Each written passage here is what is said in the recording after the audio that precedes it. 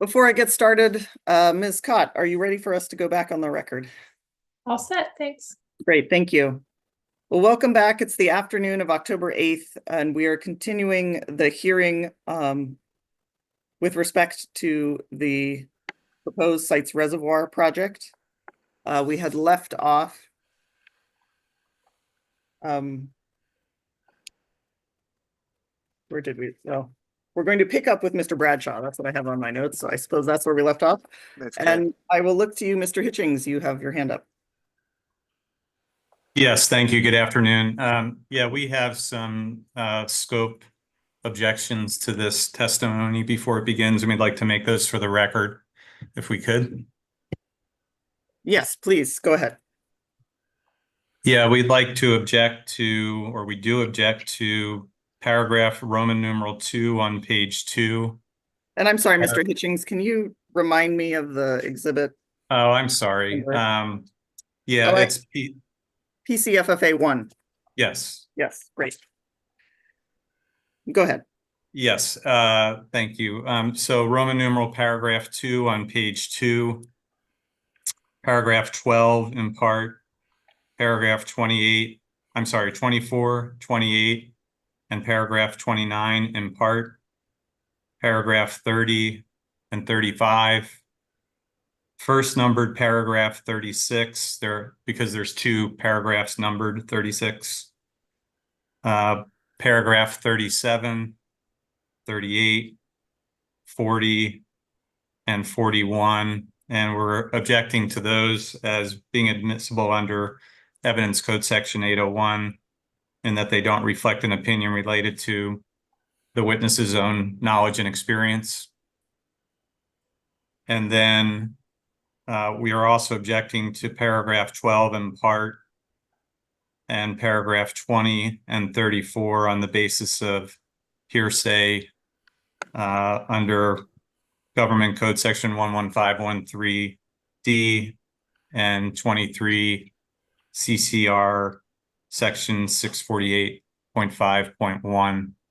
And I will note that that cite to the CCR section, I misstated that when Mr. Boucher earlier had asked for that site. It's actually Section 648.5.1.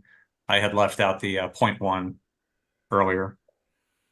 And also on the basis that the probative value of the information in those paragraphs is outweighed by the undue consumption of time under Government Code Section 11513F.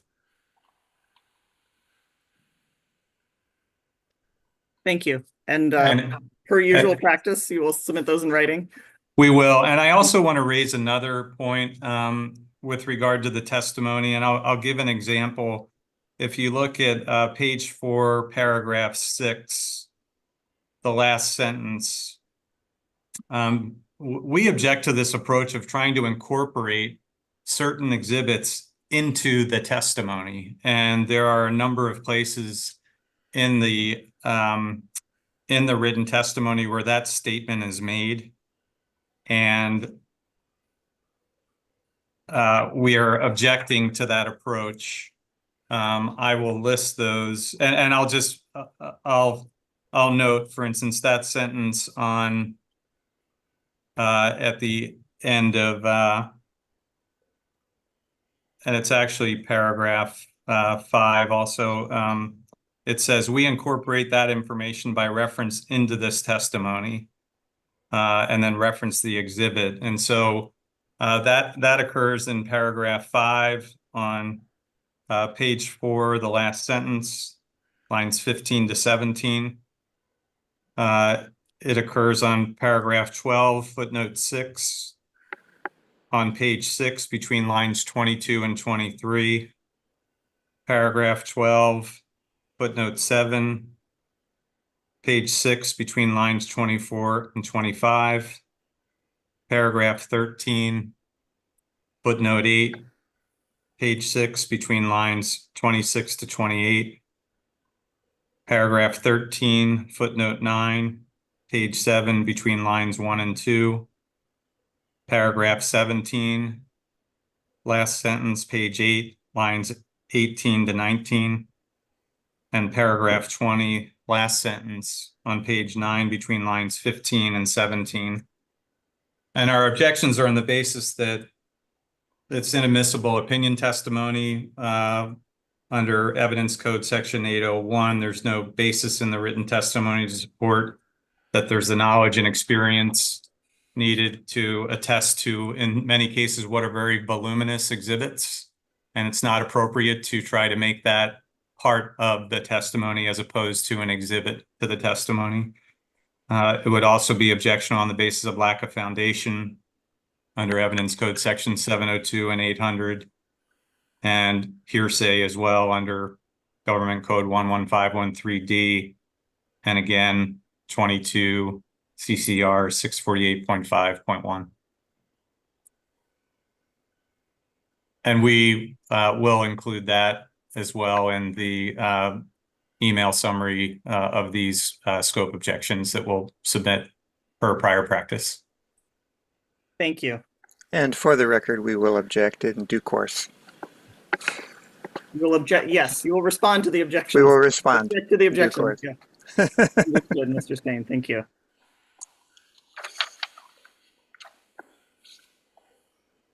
Is there anything else, Mr. Hitchings? Thank you. No, not at this time. Thank you. All right. I'll look to the room. Is there anything else we should address before we turn to Mr. Spain and Mr. Bradshaw? Right, then I'll ask my team to bring up Mr. Bradshaw, please. Welcome, Mr. Bradshaw. If you would please raise your right hand and I will swear you in. Mr. Bradshaw, do you swear or affirm under the penalty of perjury that the testimony you will give in this hearing will be the truth, the whole truth, and nothing but the truth? I do. Thank you very much. Please go ahead, Mr. Spain, with introducing the witness. Okay, and for the purposes of the court reporter, I will give my name, Glenn, G-L-E-N, last name Spain, S-P-A-I-N. I am representing PCFFA et al. Here. George, please provide your full name and spell it for the court reporter. And as procedurally, we need to speak slowly so the court reporter can get all the details. All right, thank you. Good afternoon, everybody. My name is George Bradshaw, George Bradshaw.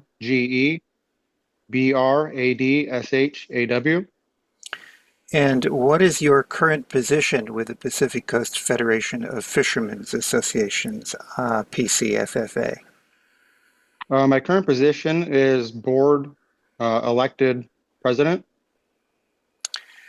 Is the document filed as PCFFA-2 a true and accurate summary of your background and expertise in the areas and issues covered in your testimony?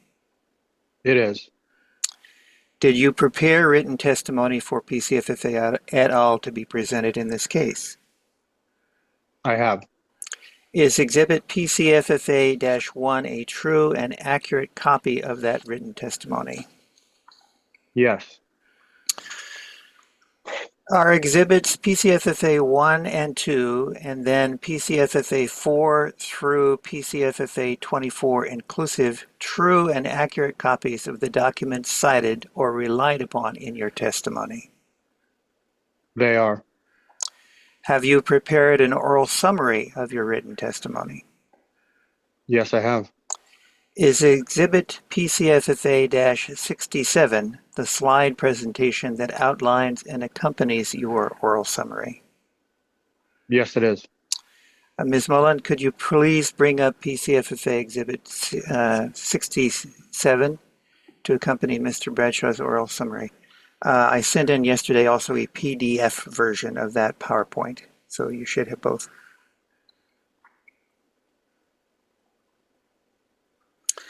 Okay, Mr. Bradshaw, please walk us through the summary of your testimony. All right, thank you. And again, I appreciate the opportunity to speak here. This is going to be about potential ocean salmon fishery impacts from the site's reservoir project. In my facet of representing ocean fisheries and commercial fisheries through my elected position at Pacific Coast Federation of Fishermen's Associations. Next slide, please. All right, this is a generalized life cycle model for Chinook salmon.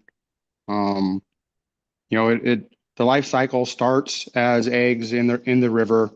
You know, they need to incubate and have proper temperature and flow requirements. You know, in their very vulnerable stage of egg to fry survival period, as then they work their way through the river system and through the Bay Delta and out into the ocean. You know, for a period between 3 to 5 years, and then they return back to the system to then procreate, spawn, and you know, start the cycle again. Next slide, please.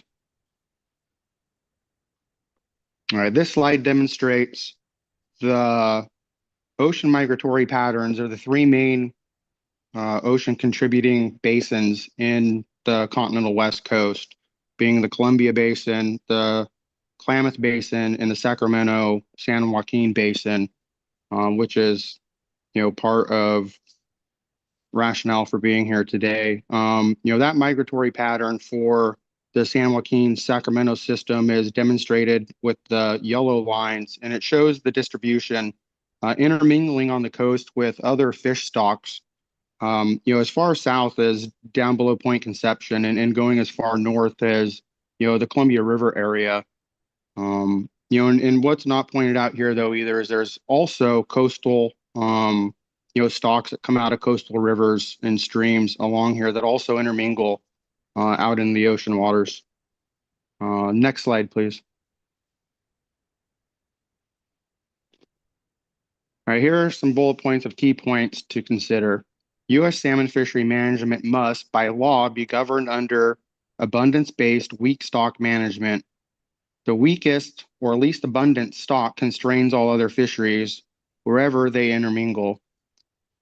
Central Valley origins Chinook migrate and intermingle with other salmon from stocks on the from Southern California to at least Columbia River, as demonstrated in the slide previously. Chinook Central Valley salmon are most vulnerable as egg and juvenile in freshwater rivers, where they can be subject to fatal temperatures, often caused by low flow, and are reminiscent in high TDM temperature-dependent mortality events, where we lose large portions of our, you know, eggs and or juveniles in river because of, you know, poor flows and high temperatures. You know, when too many juveniles die in the river, it closes down intermingling salmon fisheries up and down the coast. Weak stock salmon closures triggered by juvenile losses in the Central Valley thus have broad negative economic impacts nearly coast-wide. This is evident in the 23 and 24 salmon closures, where in 2023 there was zero fishing opportunity in any ocean waters from Cape Falcon, Oregon, all the way down to the Mexico-U.S. border. And again, this year in 2024, full closures of California fisheries, inland and ocean. California Central Valley Chinook runs are already in very bad shape, and they are not, in spite of all efforts, as yet recovering. We'll have a slide showing and demonstrating that coming up next. Upper Sacramento site projects impacts could add to the loss of weak stocks like ESA listed spring and winter run Chinook and stocks of concern such as fall run Chinook. All additional constraints will affect the viability, even the very existence, of future commercial ocean salmon fisheries, with the future closures increasing in both number and duration.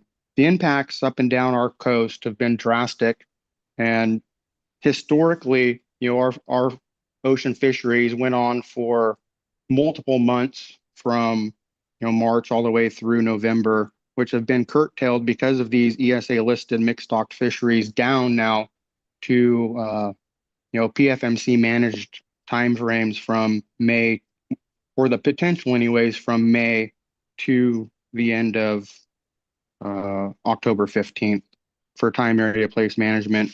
And the devastation to the local coastal communities, which, you know, fishing is essentially the fabric that has built and supports those local communities up and down the coast. Next slide, please. And this is what I referenced. This is a slide demonstrating Central Valley salmon runs and their forecast and abundance throughout. Sorry, I'm not Sir- sure if it's me or I'm It's- getting. It's not just you, Mr. Bradshaw. I think you've cut out for us. I'm here. You guys got me? I think with the slide. Yeah, if you could just start that sentence over again, that would be good. Okay. All right. With this slide, it is representing Central Valley salmon runs and ocean forecasted abundances, demonstrating, the continued decline of ocean abundances throughout the last few decades, and which was referenced earlier by previous, people about, how the historic populations have drastically deteriorated, leading to the 23 and 24 season closures. Next slide, please. Several Central Valley-driven ocean salmon fishery constraints already exist, as was mentioned previously. Severe constraints on ocean salmon fisheries under weak stock management triggered by Central Valley weak stocks already now include winter run Chinook, which were ESA listed in 1999, along with spring run Chinook, also ESA listed in 1999. Declining fall run Chinook abundances resulting in total closures again of the Sorry, if you 23. could, if you're reading, if you could read a little slower, that would be really appreciated. Thank you. Yeah, sorry about that. And to pair, there's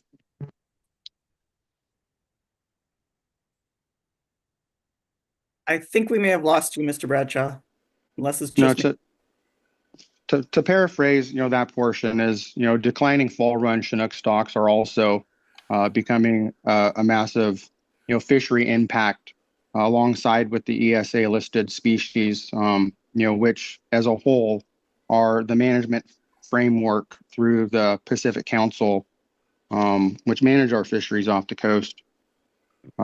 Continued fishing closures and constraints have cost coastal fishing dependent communities and businesses thousands of jobs and tens of millions of dollars every year in lost economic opportunities, putting enormous constraints on coastal fishing communities, which I was referencing to earlier.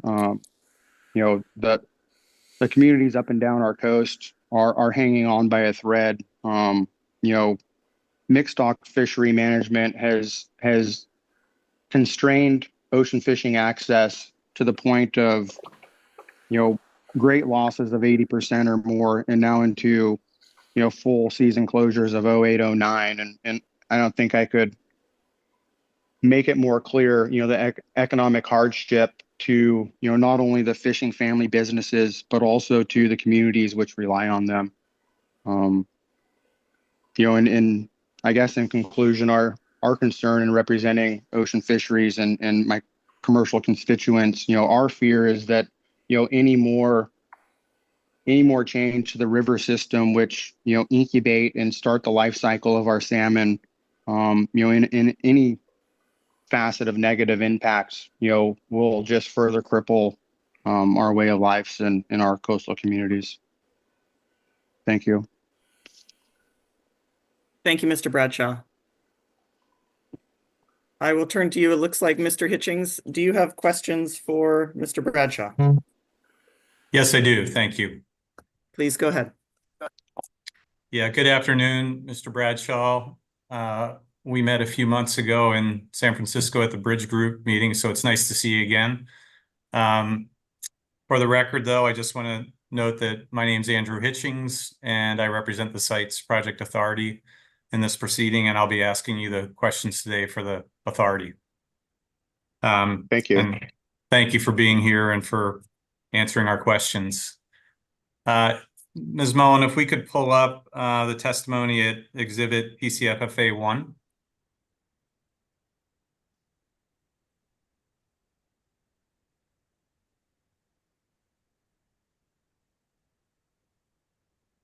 And maybe just go to the first cover page if you could.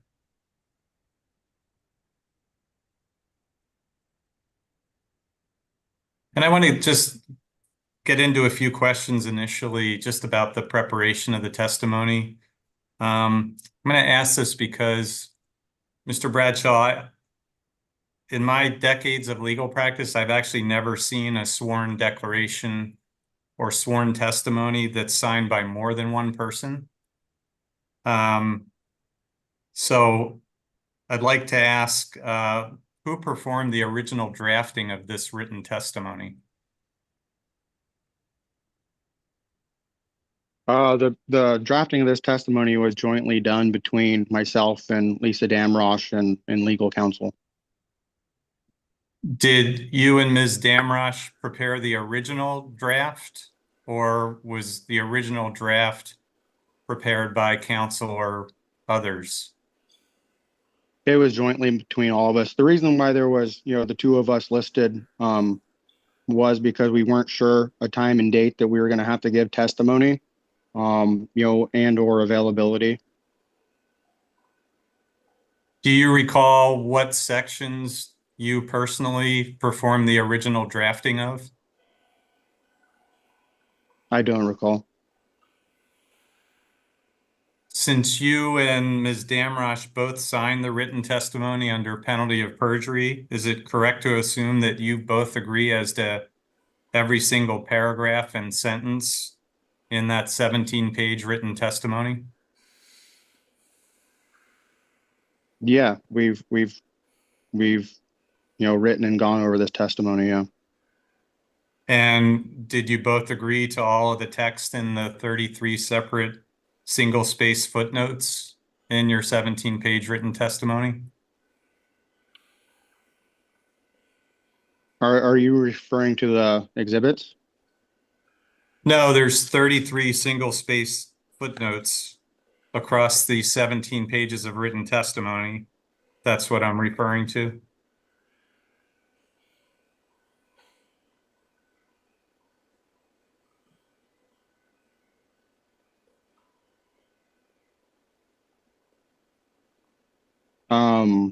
Mr. Hitchings, I can't speak to that.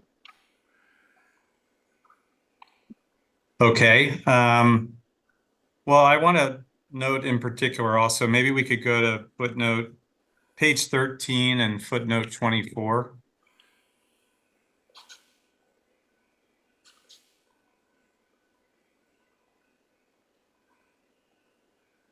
And this footnote contains a lot of content with legal terms and legal descriptions of the referenced federal court action and the referenced 2019 salmon biological opinion. So I wanted to confirm who drafted that footnote 24 text.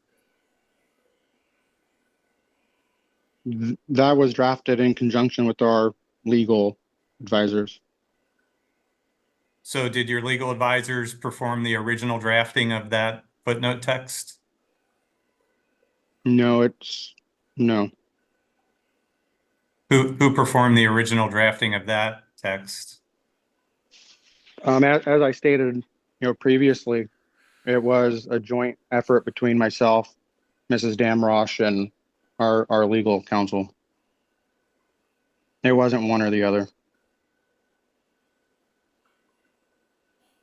And did you personally compile all of the 23 PCFFA exhibits that were referenced in and submitted with your testimony? No, I didn't personally do every single one. Have you reviewed all of those exhibits in their entireties? I cannot say in their entirety. Okay.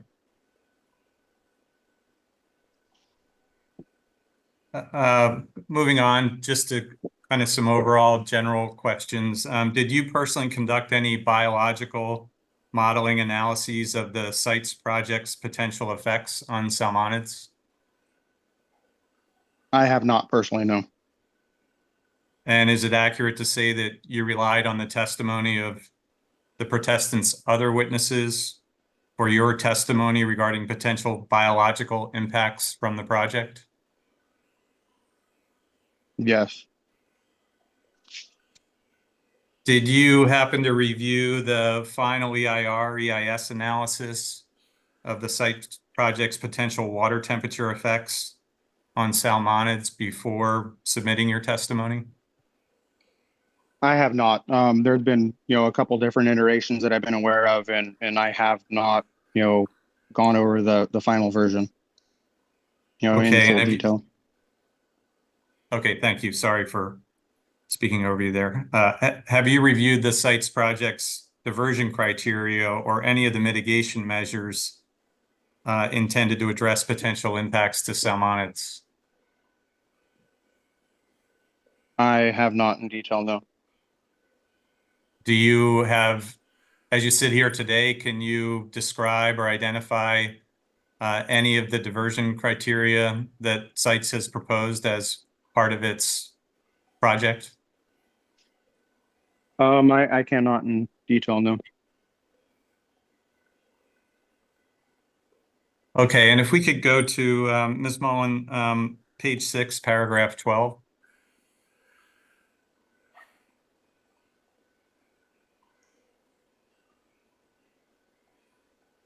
Mr. Bradshaw, in that paragraph, you refer to economic declines in the fishing industry, correct?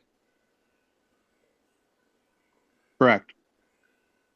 But you yourself, you don't hold any advanced degrees in economics, do you? I do not know. And you personally haven't performed any economic modeling that links potential future fisheries related economic declines to the site's project. Is that correct? I have not, and I'm not aware of any.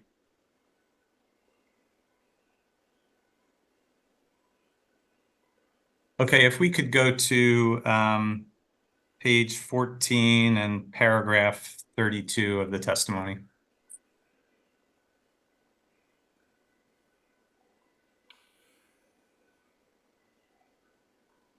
Mr. Bradshaw, you state at lines 16 to 17 in part, winter run Chinook TDM rates, measured as egg to fry survival rates. Do you see that? I do. Are you asserting here that TDM, and when we say TDM rates, that's a reference to temperature dependent mortality, correct? Correct. And are you asserting here that TDM rates are the same as egg to fry survival rates? No, what this paragraph is referencing to is, the TDM losses in the Sacramento River from 2020, 2021, and 2022 specific to winter run. But the way that's written in that sentence there, it appeared to me that you were indicating or expressing that TDM rates are the same as egg to fry survival rates. Is that correct?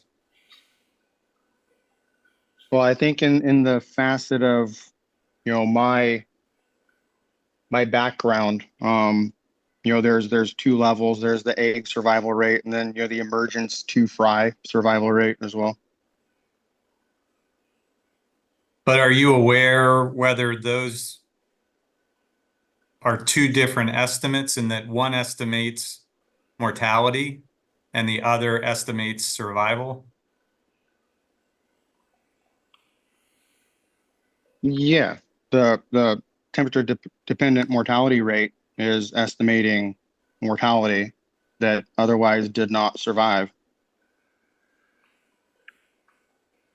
And aren't TDM estimates, temperature dependent mortality estimates, one of the components that are actually used to calculate egg to fry survival estimates? Yeah, So they are different, correct? sure. But yeah, lead to the same road though.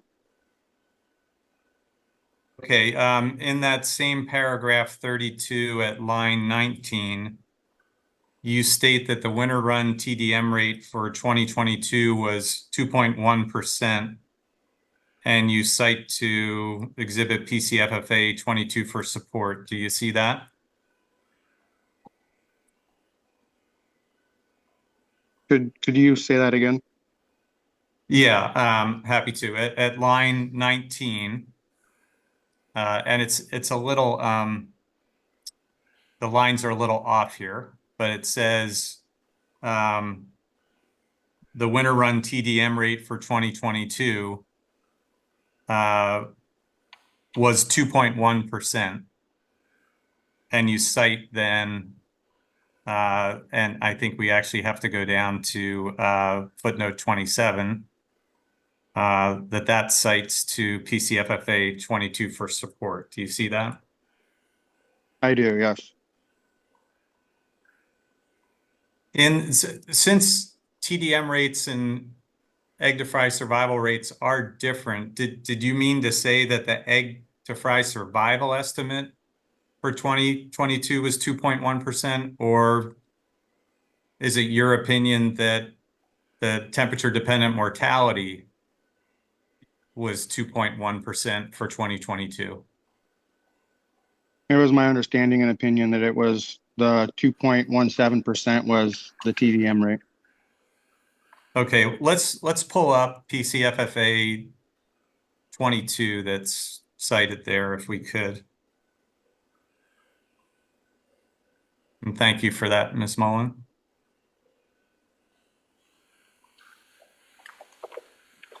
And if we could scroll to PDF page 13.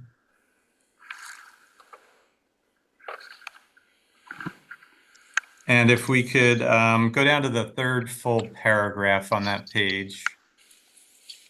It begins with winter run salmon. So in that third full paragraph, the third sentence states the NIMS model, Martin et al., 2017, estimates mean annual temperature-dependent mortality of winter run Chinook salmon eggs at 17%,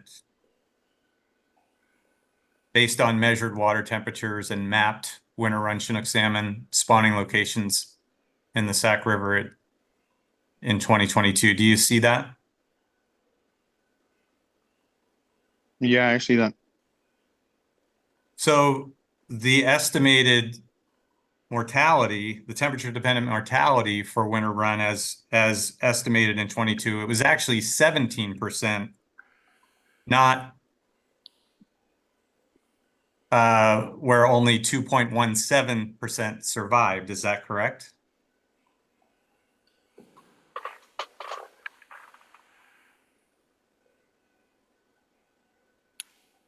It looks to be correct through their modeling, yeah. And the flip side of that estimate would be that 83% of the winter run Chinook salmon eggs did not experience mortality from high temperatures in 2022. Isn't that correct? Objection, you're referring to a model rather than real-time measurements. So overruled now that we have a, well, I guess I can leave that to you, Mr. Hitchings, whether you phrase your question that way as a reference to a model. Well, this is all estimates. I've been very careful to say estimates. So the flip side of the 17% mortality estimate would be that 83% of the winter run Chinook salmon eggs were estimated to not have experienced mortality from high temperatures. Isn't that correct? Go ahead, Mr. Bradshaw. Yeah, I think that could be assumed. I think that there could be multiple other factors of, mortality as well.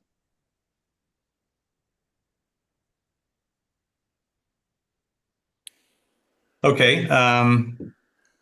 If we could go back to ECFFA 1 again, Ms. Mullen, and scroll to page 14, paragraph 32.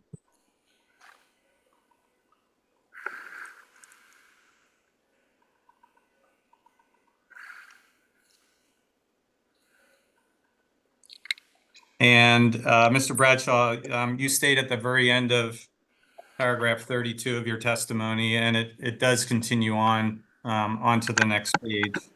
That in 2021 and 2022, very high river water temperatures killed more than 97% of the juvenile winter run in the Sacramento River. Do you see that statement? Yeah, I see the beginning of it. It looks like the end of that statement is probably on the next page. Yeah, maybe we could scroll down to that.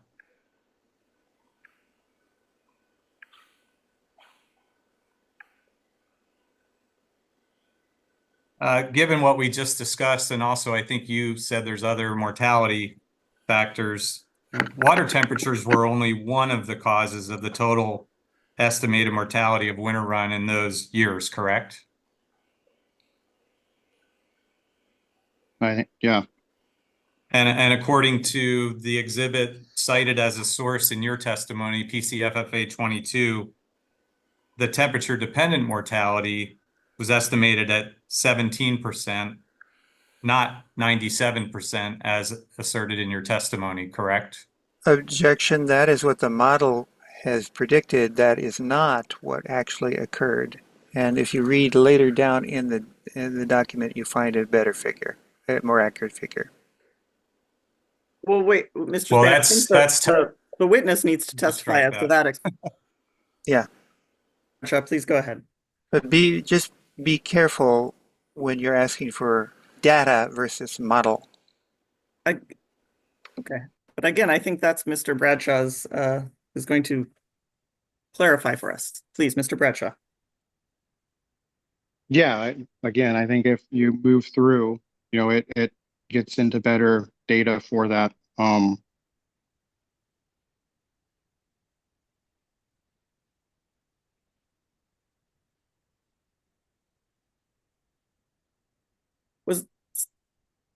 Was that your complete answer, Mr. Bradshaw? I'm not sure if you cut out. We can't see you, so it's hard to tell.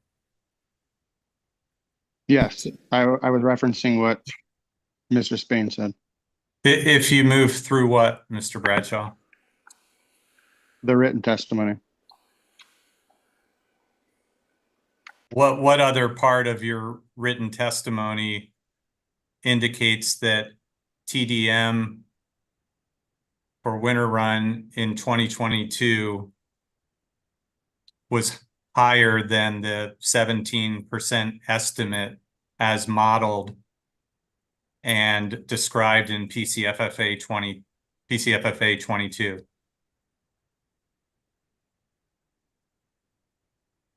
Well, I think, the point being made here was, that mortality rates in river, TDM and others, are contributing to large losses of, fish, salmon, before they make it out the system. But the pieces of the testimony that I pointed you to really directed that specifically to high water temperatures being the source of the mortality. Isn't that correct? One portion of it. As I stated earlier, there's other mortality, events as well.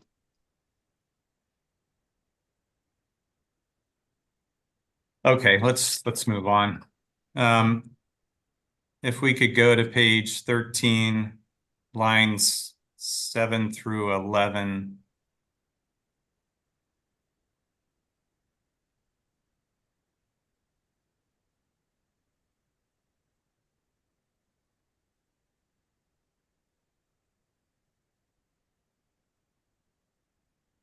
And the spacing's a little off here, but do you see in that section 7 through 11, the end of that paragraph, you state in part that bad water temperature control and allocation decisions in 2022 greatly ramped up fall run Chinook TDM rates for 2022, and that was a major factor in salmon fisheries closures in 2023 and 2024. Do you see that? Yeah, I see where you paraphrase that. Yeah, it says 2020, 2021, and again in 2022. Yes, and I really wanted to focus on, that's why I said in part on 2022 itself. Oh, are you saying that bad water temperature control and allocation decisions in 2022 was a major factor in salmon fishery closures in 2023 and 24? It could have been partially a major factor for the 2024 season. And are you aware of the interim operations plan that was ordered by the federal court in 2022, which is the court cited in the your footnote 24 of your testimony? I'm not well versed in it, no. Are you aware that the percentage of contractual water supplies allocated by reclamation to the Sacramento River settlement contractors in 2022 under the interim, are you aware of the percentage of those contractual water supplies provided to the Sac River settlement contractors in 2022 under that interim operations plan? I don't have the exact percentage offhand, but I know that they were reduced.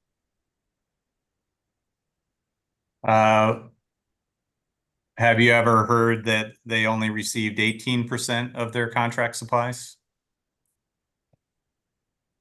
in 2022? It through conversation, potentially.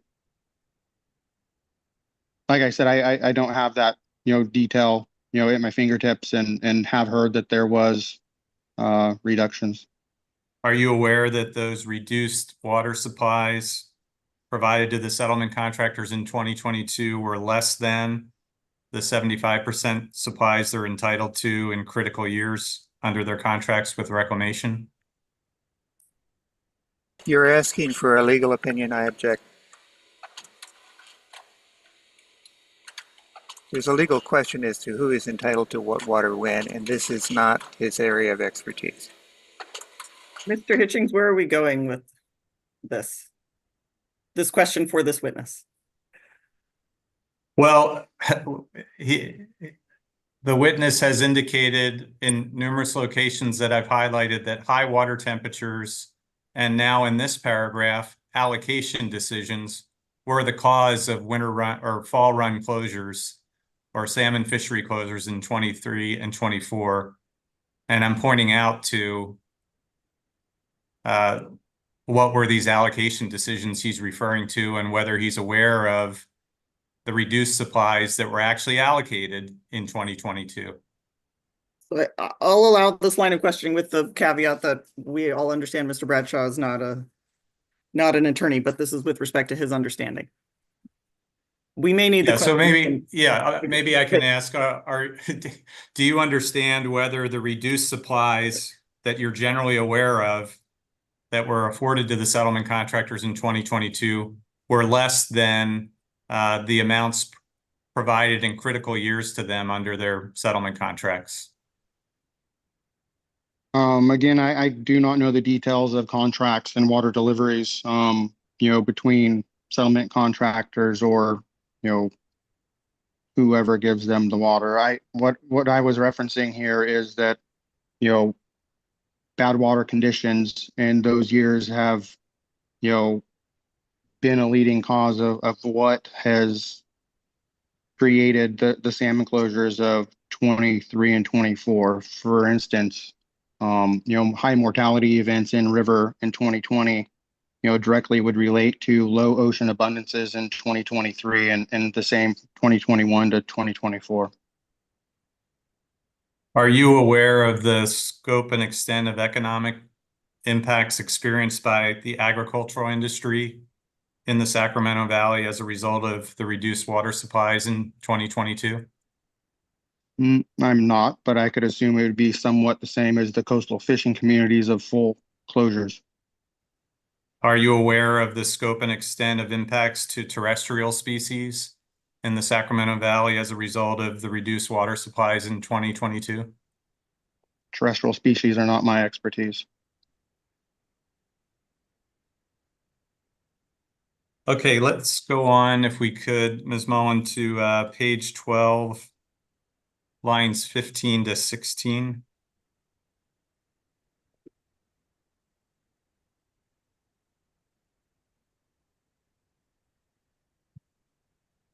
And if it's possible to show footnote 22 on the page as well with those lines, that'd be helpful. Do you mean footnote 21? I'm sorry, footnote 21. Thank you. Thank you. Particularly in footnote 21 that is attached to your reference to thiamine deficiencies above, you state in part that thiamine deficiency is an additional mortality factor for juvenile salmon, but it is not under human control. Do you see that? Yeah, I see where it reads that. And are you aware, however, of any techniques to administer thiamine treatments to salmon in order to prevent thiamine deficiency? I'm aware of multiple different scenarios going on to try to limit thiamine deficiency issues in fish, yes. And are some of those techniques that you're aware of, do they involve humans conducting those techniques to provide the thiamine treatment? Yes, in the hatcheries, that's not part of the natural thiamine deficiency though. Are you aware of the estimated mortality that occurred to the 2022 brood year of winter run due to thiamine deficiency? I don't have the exact numbers offhand, but yes, I'm aware that there was mortality. Have you ever heard any estimates that they were as high as 50%? I've heard estimates all across the board, but again, I haven't, I can't point to the exact document of, where that is. Okay. If we could, Ms. Mullen, if we could move to page 16 and paragraph 36 of the testimony.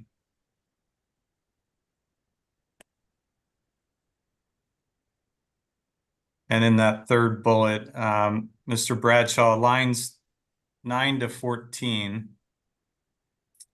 in that third bullet, towards the end of that, well, I'll just read it. Returning this already heated water back into the Sacramento River as irrigation returns as currently planned will simply add more heated reservoir water to the already heated Sacramento, which will also add to and exacerbate already existing high water temperature stresses for incoming spawning adults and their offspring, adding to temperature-dependent mortality losses to salmon, eggs, and smolts. Do you see that? I do. And where is the Paraphrased, yes. where is the location you are referring to regarding such return flows into the Sacramento River?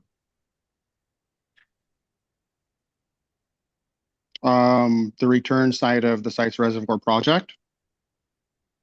Well, yeah, you're referring to water retained through the summer. I'm reading from your testimony, and return to the Sacramento River as irrigation returns will inevitably absorb sunlight. Then you say returning this already heated water back to the Sac River. So I'm asking, where is that location you're referring to about the water returning back into the Sacramento River? And my answer was, the water returning back from the site's project into the river to be transported south. And do you know where that is? If you showed me a map, I could point it to you. The name isn't ringing a bell offhand right now. Have you ever been to the site's project's proposed outfall location? I have not in person, no. Do you know that it actually releases and returns into the Colusa Basin drain?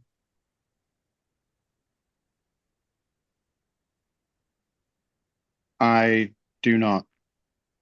And do you know how far that water needs to travel downstream in the Colusa Basin drain before it reaches the Sacramento River? I can take an estimate offhand, but I am not well versed in, the water project of the state. Do you know where the Colusa Basin drains into the Sacramento River?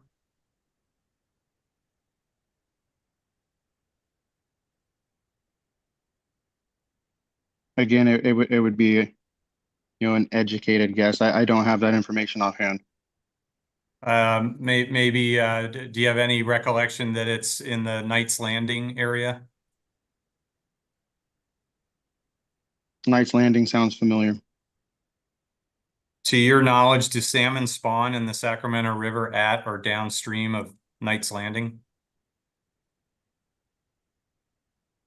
To my knowledge, I do not know that they do or do not. I think most of the spawning occurs historically above there.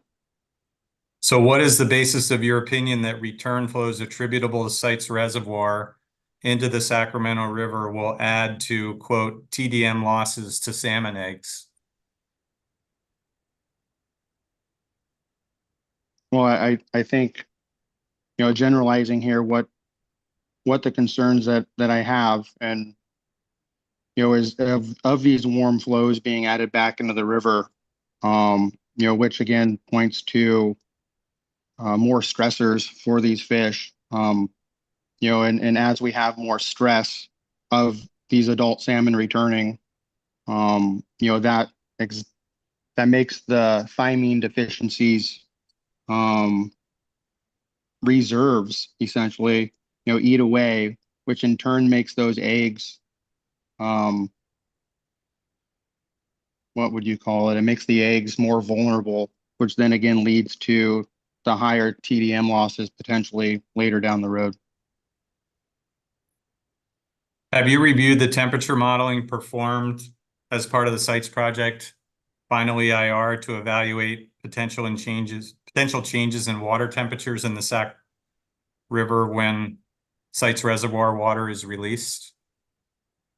Water temperature standards and flow requirements are not my field of expertise. But your testimony indicates that there would be increases in temperature that would, at the release point in the Sacramento River, that would have a detrimental effect on salmon. Isn't that your testimony? Yeah, my testimony is that, an off-site reservoir, warming water being put back into the system could have, a negative impact to salmon. But you just indicated water temperature modeling or analysis isn't your expertise, correct? Yeah, it's not my expertise. I think there will be, other witnesses that will speak more to that.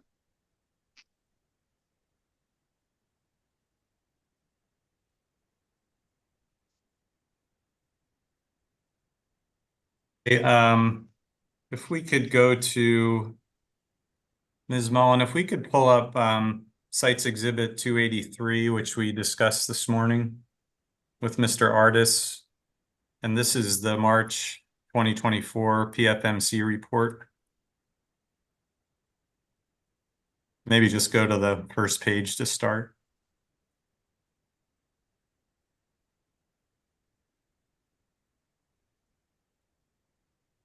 Mr. Bradshaw, are you familiar with this report? Yes. Okay, could we please scroll to PDF page 35, table Roman numeral 2-2. And if we could scroll down to show the third row from the bottom of that table. And actually, maybe for orientation again, if we could go up to the title of the table.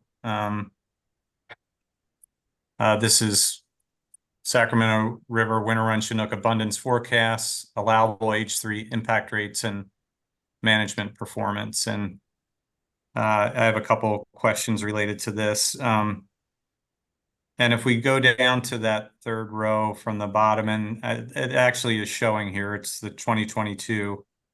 Does that indicate that and I'm saying at the far right column, does that indicate that the ocean harvest impact, the H3 winter run in 2022 was estimated to be 26.2%? That's a modeled estimate. Do you agree with that estimate? I agree that it reads that way, yes. Do you agree with the 26.2% figure there? My understanding is it's all, modeled out of expansions, out of dockside sampling. There's a lot of variabilities in that. However, yes, that is, the estimate that is presented. So it could be higher than 26.2%, the impact rate? My assumption, it would be lower. And what is that And- assumption and- based on?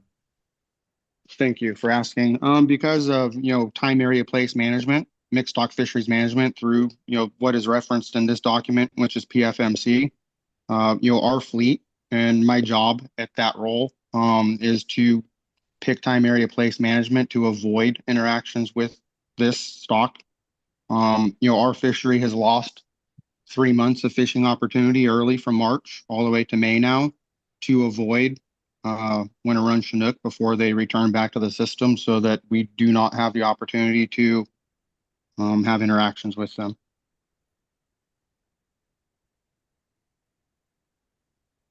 But at least as estimated and as set forth in this table, that 26.2% ocean harvest impact on winter run exceeded the 20% maximum harvest impact rate allowed for ocean harvest of winter run in 2022, correct? Yes, that's the way it reads. And the ocean harvest impact rate for winter run is actually estimated after the end of the given fishing season when the harvest takes place. Is that correct? Yes, it would be, all the calculations would be done after fishing has ended.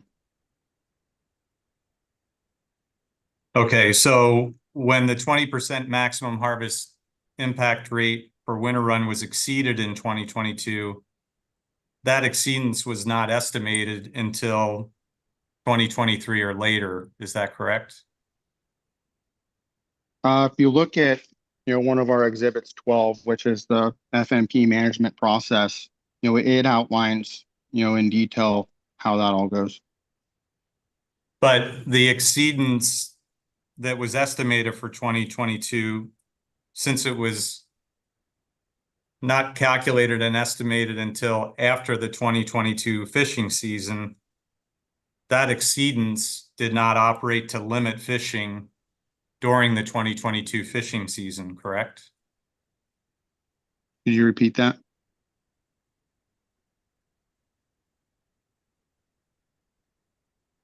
Since the ocean harvest impact rate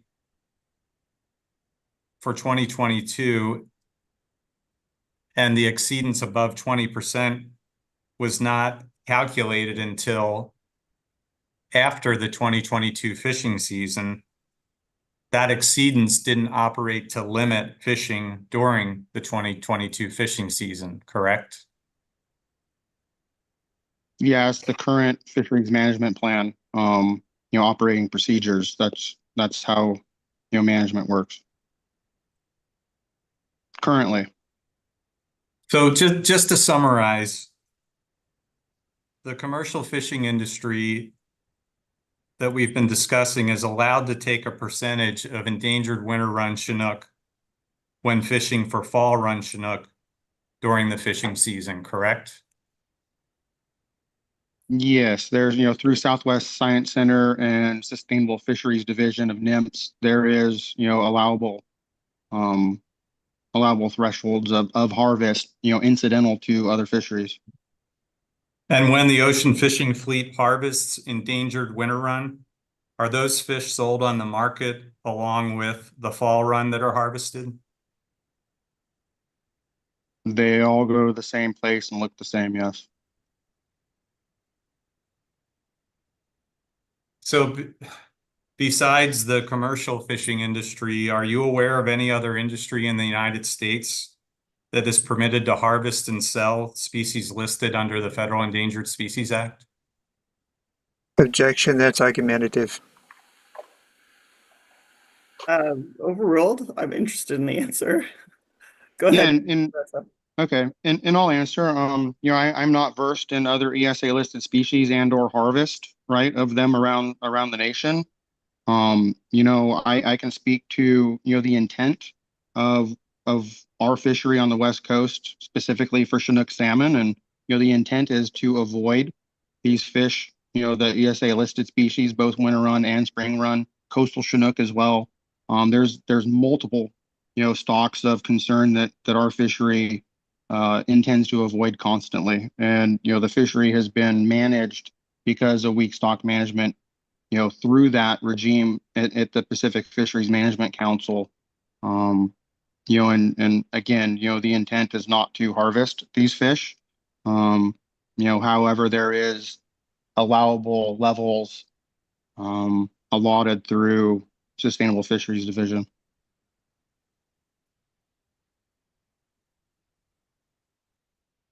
Okay, I think that's all I have for you, Mr. Bradshaw. Again, I want to thank you for being available to answer our questions today. Thank you, Thank Mr. Higgins. Thank you, Mr. Bradshaw. I will now turn to Mr. Soderlund. Do you have questions for Mr. Bradshaw? I do not. Thank you. Thank you. And Ms. Auftenberg, do you have questions? Ray Sahlberg for Oh, you're back. reclamation. No questions. Thank you. And Ms. Mendel-Wright, No questions from state water contractors. Thank you. thank you. Then with that, Mr. Spain, do you have any redirect for Mr. I Bradshaw? do have one little question. If Ms. ahead. Holland could put up PCFFA 22.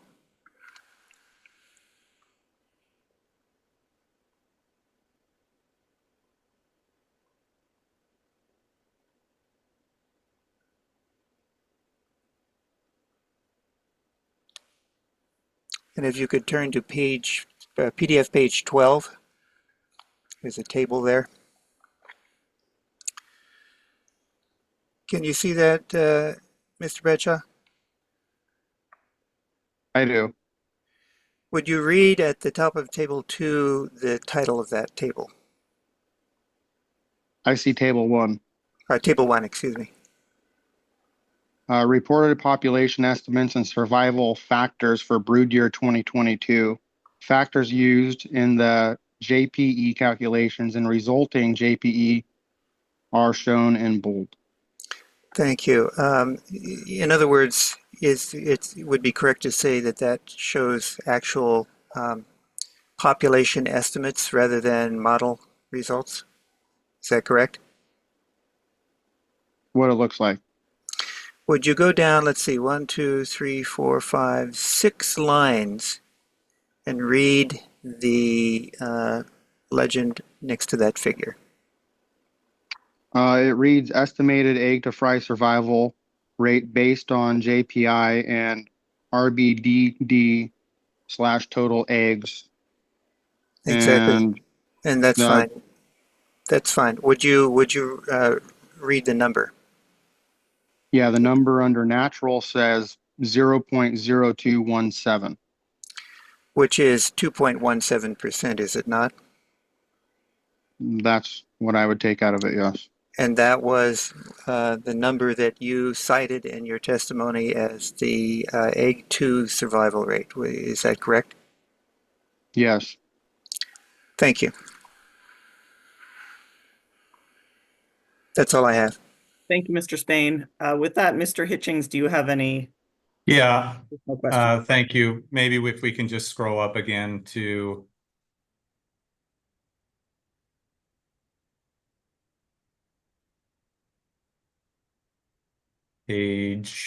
same exhibit.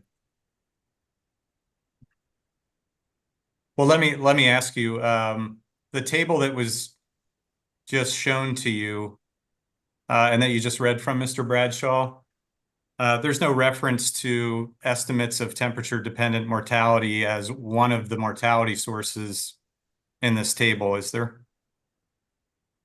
I do not see it referenced here, no.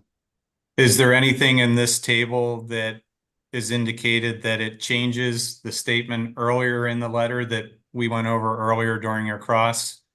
that the estimate for temperature dependent mortality in 2022 was only 17%? No, no. Okay, thank you. Thank you, Mr. Hitchings. With that, I will thank you, Mr. Bradshaw. I very much appreciate you joining us today and spending the time to testify. You are excused. Thank you so much for your testimony. Thank you. With that, I believe our next witness is Dr. Smallwood. Do I have that right? Yes, that's correct. And Mr. Busher, will you be introducing Dr. Smallwood? I don't see that Mr. Mooney is back from his other hearing, so yes, I am happy to.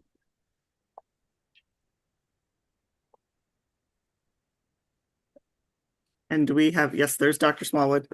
I'll look to my team. There we go. Perfect. Welcome. Dr. Smallwood, would you please raise your right hand and I'll administer the oath? Oh, I'm sorry. Let's take a pause. I see Ms. Mertz, you have a question. I apologize. Ms. Mertz, did you have a procedural issue to bring up here? Yeah, apologies for the brief interruption. I just got a note from Don that he thinks he's wrapping up in pretty short order and was wondering if maybe we wanted to have a short break and see, or I can text him to see like if he has a timeline. We could do, I mean, maybe we can, oh, I have received word that Mr. Mooney is here. Oh, perfect. Thanks. Welcome, Mr. Mooney. All right. We're happy to have you. You have perfect timing, impeccable. I was just going to swear in Dr. Smallwood. That is what you're stepping into. So we will continue with that. Now that I've rearranged my papers. Correct. Okay, in your second. All right, here we go. Dr. Smallwood, do you Yes, swear? Madam. District 2? I'm sorry, do we have District 4? Yes. District have- 3? Yeah. how's audio going? Sounds like court. Thank you, Mr. Mooney. We'll try third time's a charm. Dr. Smallwood, do you swear or affirm under the penalty of perjury that the testimony you will give in this hearing will be the truth, the whole truth, and nothing but the truth? I do.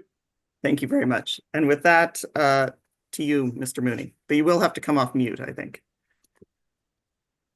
Thank you. Can you hear me now? Yes, I was actually literally juggling another hearing on Zoom the same. at the same time that was just concluding. So that was the noise you heard. I couldn't figure out how to mute one and not the other. The technology is great, but it can be a little, it makes you do too much at once. It allows you to do too much at once. Yeah. All right. So anyways, welcome, Mr. Smallwood. Could you please state your name for the record? Kenneth Sean Smallwood. And do you understand that you're under oath? I do.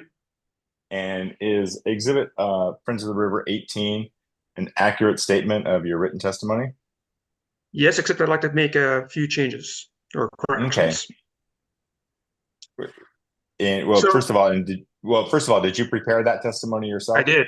Yes. Okay. And what changes would you like to make to that testimony?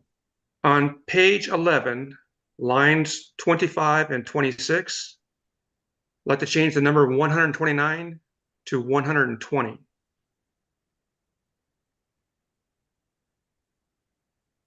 Okay. And any other changes? Yes, page 32, line 4, I would like to change the word inaccurate to accurate.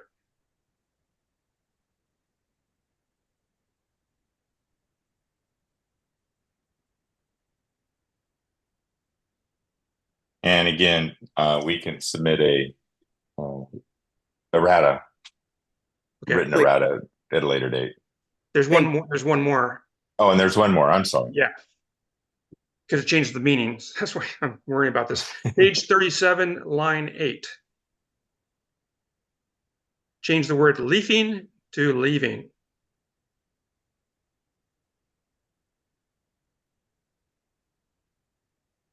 And that's it.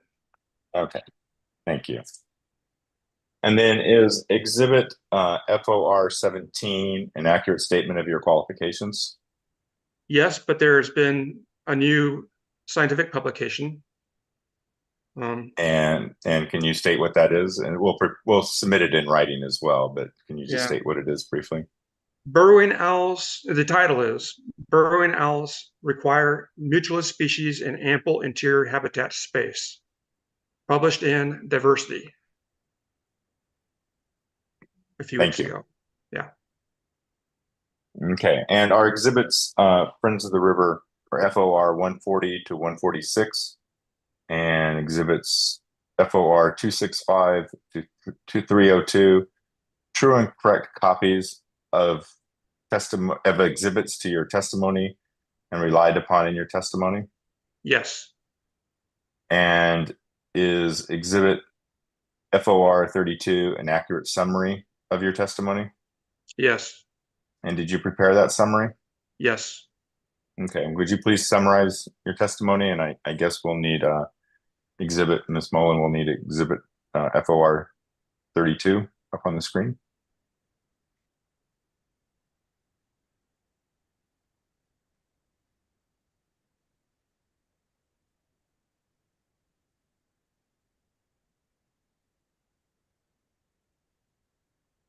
Here we go.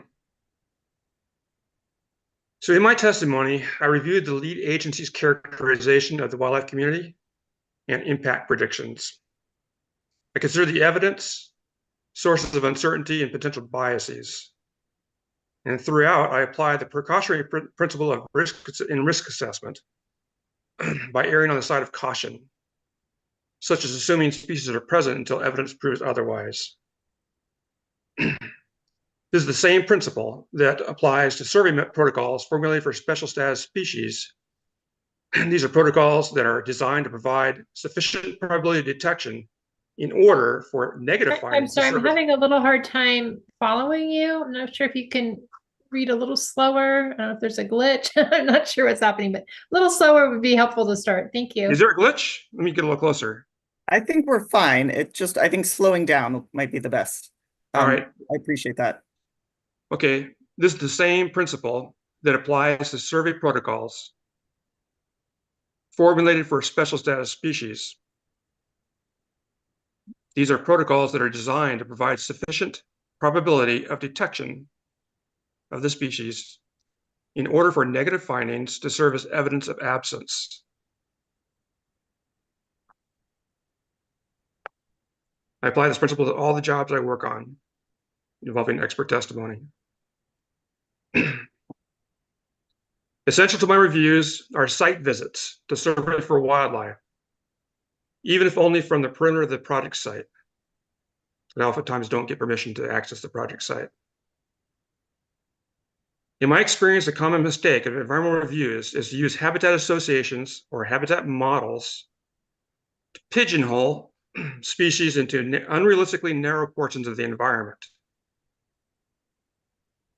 The truth is, wildlife occur where we find them, which in my experience often defies the narrow predictions made by the environmental consulting industry. I visit project sites to detect as many of the species that are there and I can detect, because each detection is confirmation of a species presence, thereby reducing the uncertainty about the wildlife community that is described.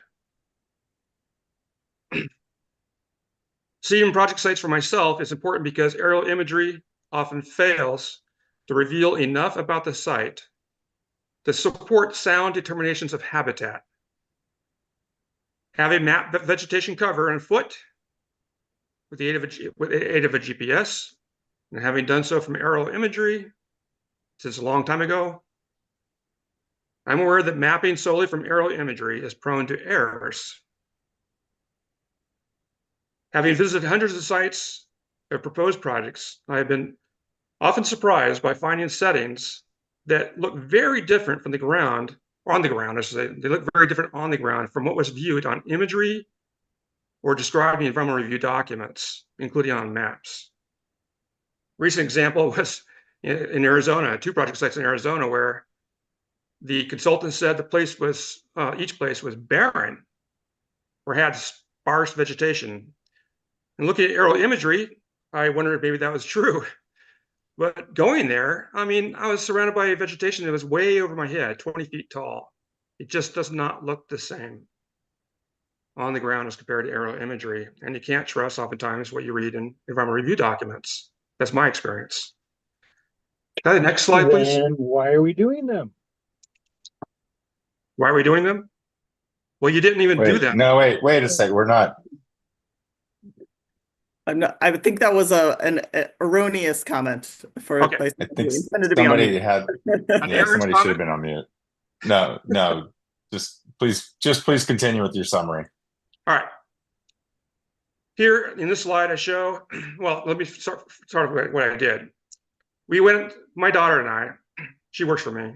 We went to the project site 3 times, actually 2 times that are described in the testimony here. And there was a 3rd time 3 weeks ago. What I'm showing you here is from the what's in my testimony. We went to 3 sites along the perimeter of the footprint of the project reservoir site. And we did it twice. I fit a model to our results. The cumulative number of species detected with time into the survey. I fit a model to it each time. The model fit very well. I averaged the model results to get this graph here. So the big thick red line is the mean of the cumulative number of species detected per time into the survey. And the thinner red lines are the 95% upper and lower confidence limits of the 95% confidence interval.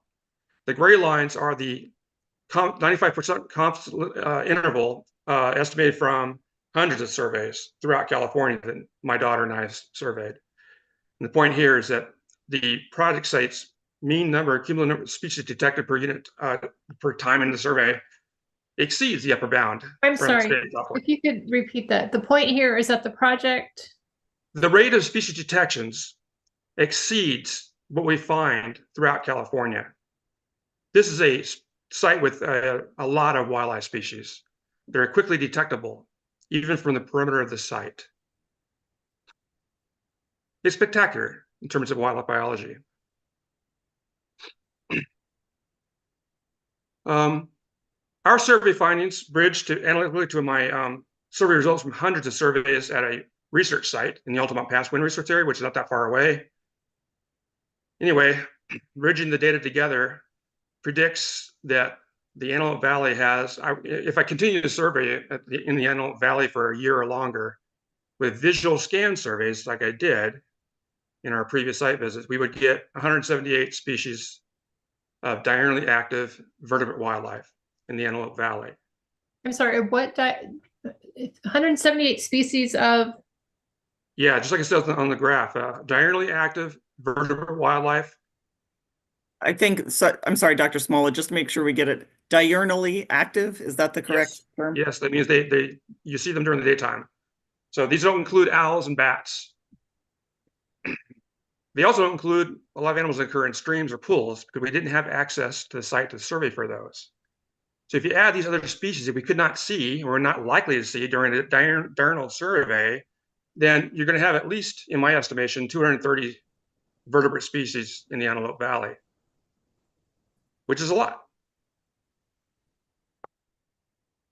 Now the agencies prove they're out there. A lot of them are out there. When they surveyed between 22 and 28 years ago, I only have the survey results from California Department of Fish and Wildlife, but there are some summaries of some of what was found by the Department of Water Resources when they're looking for birds. And what I could find, what I could document from these surveys is that at least 152 species of vertebrate wildlife had been documented at the site, including 68 special status species.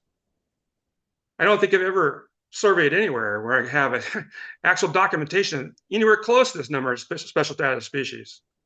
Again, this is a very rich site in terms of wildlife biology, especially special status species. Now, the surveys from the agencies were between 20 and 28 years ago, long time. Detection protocols have since changed over those years, and many more species have been added to the special status species list. So what they were looking for then was a shorter list of special status species. Some of what they found were not special status at the time, but have become special status since then, such as tricolored blackbird, which is a state threatened species now. And also some of the species that were detected back then have declined in the state. Now, I was impressed by the CDFW, California Department of Fish and Wildlife surveys. They implemented a lot of different methods. They did a pretty thorough survey for the time, and actually it was better than what we do today. In most, I would almost never see a survey effort at a proposed project site that was as rigorous as what California Department of Fish and Wildlife provided. But they only were searching for mammals, and I really don't have what CDWR and anybody else was looking for at the time, reptiles, amphibians. I don't have the reports. Although it's possible that one or two of the species detected by CDFW have since declined, there's every reason to expect that the species detected between 22 and 28 years ago still occur on the project site. In fact, Noriko and I, when we surveyed the site briefly, we found quite a few of them. They're still there. I'm obliged to point out, however, that even they made a big effort there, and you combine their results with our results to get a lot of species. We have better technology today for surveying for wildlife, and we have better survey methods. The survey should be updated. I don't think that what we've done so far is complete or complete enough to assess or to characterize the wildlife community at the site and to assess impacts from there. The next slide, please.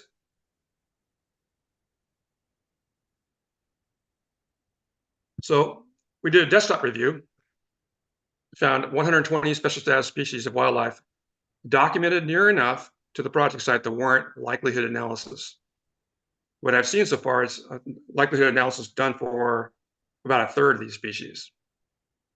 We have 68 special status species that have been documented on the project footprint. That, like I say, that's more than I've seen anywhere. And most of these species would be negatively affected through habitat loss by the project. In this photo here is a flock of tricolored blackbirds flying low across the project site. They forage on it. Okay, the next slide. Thanks. So my testimony, I predicted the impacts from habitat loss on the numerical and productive capacities of wildlife. For example, using density estimates from elsewhere, one can infer that we would lose. For example, using. For example,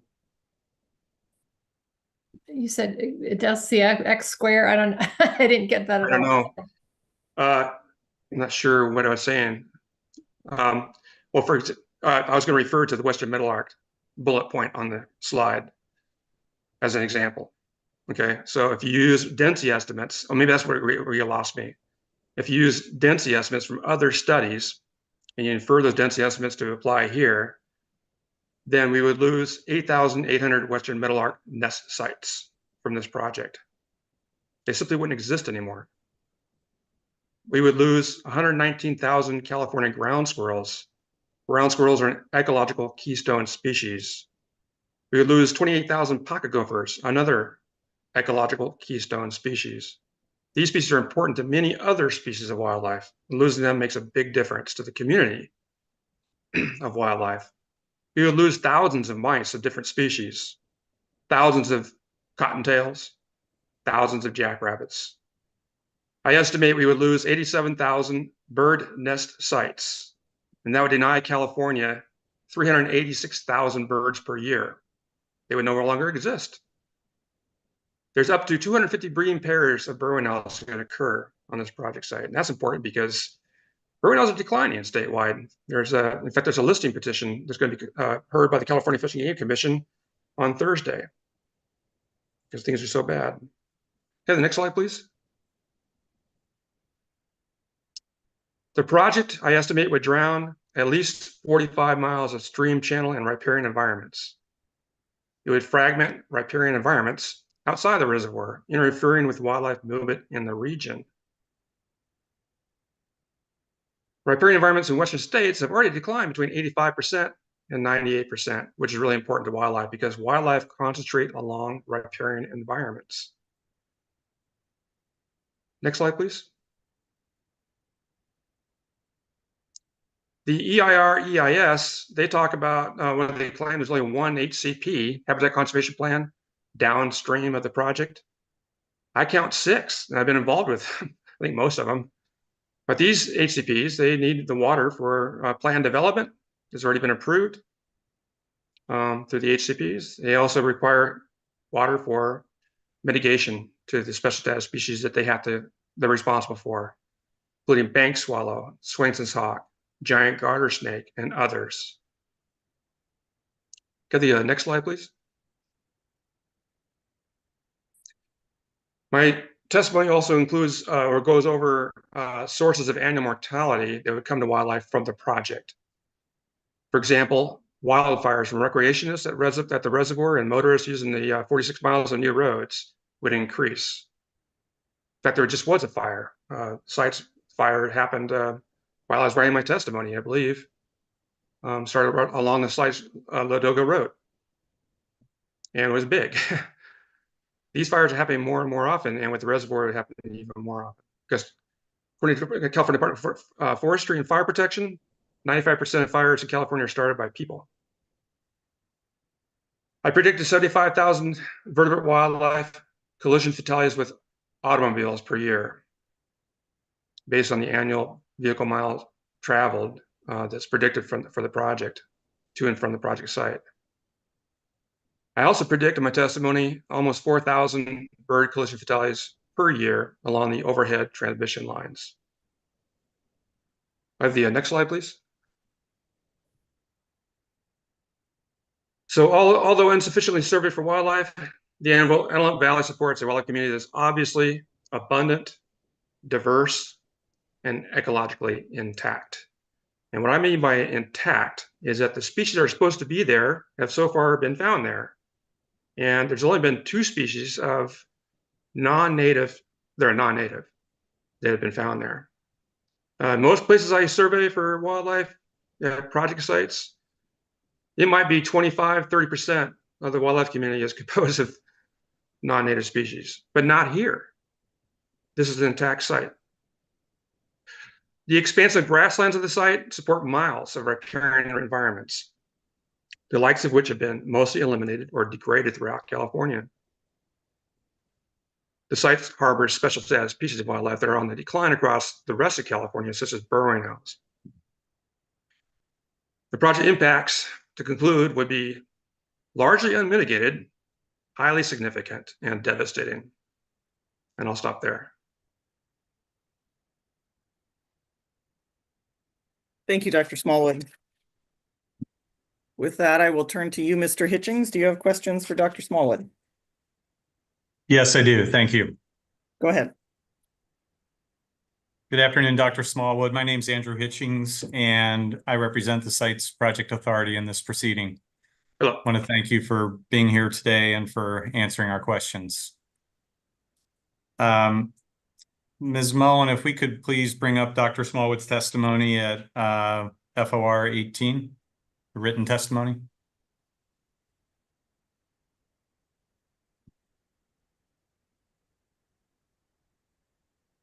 And just a general question regarding the EIR analysis that you relied on. Throughout your testimony, Dr. Smallwood, you referred to and rely on the 2017 draft EIR EIS, either expressly or by discussing details that appeared in that, but not in the final EIR EIS. Which was the document used to support the project's approval. So I just want to confirm whether you reviewed the applicable final certified EIR EIS before your testimony. Yes, I reviewed all 3 EIR drafts. There was another intermediate draft as well. And I'll point out that the final EIR adopted many of the findings of the 2017 EIR when it came to wildlife.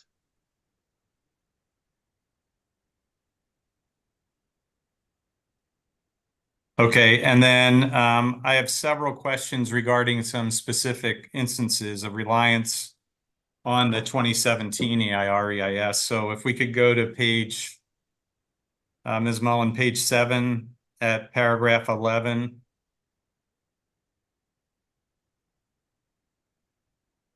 And lines 16 and 17, here you refer to the 2017 draft EIR EIS when discussing the existing environmental setting, correct? Yes. And the environmental setting information discussed in this paragraph 11 and in the following paragraphs 12 and 13, that was the setting information that was cited in and utilized for the 2017 EIR EIS, but not the certified final EIR EIS. Isn't that correct? I can't say that's correct. I don't know. I have to go back and crosswalk them. But like I said, the final EIR adopted many of the findings of the 2017 EIR. In fact, the species lists in their tables didn't change. They simply adopted them. But as far as the environmental setting is concerned, as you sit here today, you don't know whether the exact same description of the existing environmental setting in the 2017 draft EIR EIS is what was used in the final EIR EIS? I can't say exactly, because like I said, I have to crosswalk the EIR drafts, but what is cited here is a CDFW 2003 survey effort. There hasn't been anything since then. That's not my question. Okay. And so I moved to strike, and just I would ask that you just answer the questions so we can get through this. I would have to crosswalk the EIR drafts to answer your Thank question. you. I don't know. Okay, if we could go to page 10 at paragraph 14.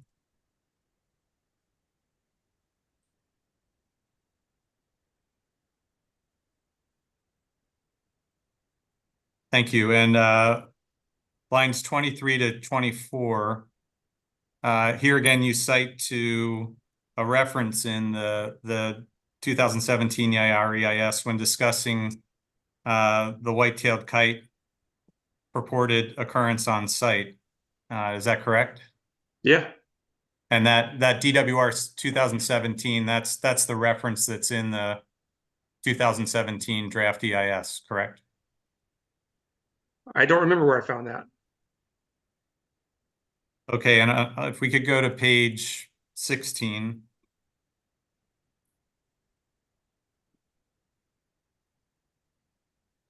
And in paragraph 17, lines 1 to 3, you discuss a 2017 avian study, correct? Yes. Is that avian study cited to or relied on in the certified final EIR EIS? I don't remember.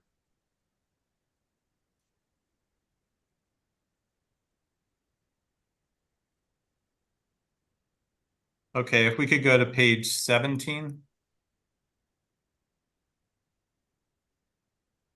And paragraph 20, please. And then at lines 18 to 19, you cite to the 2017 draft EIR EIS when discussing project impacts to wildlife species, correct? Yes.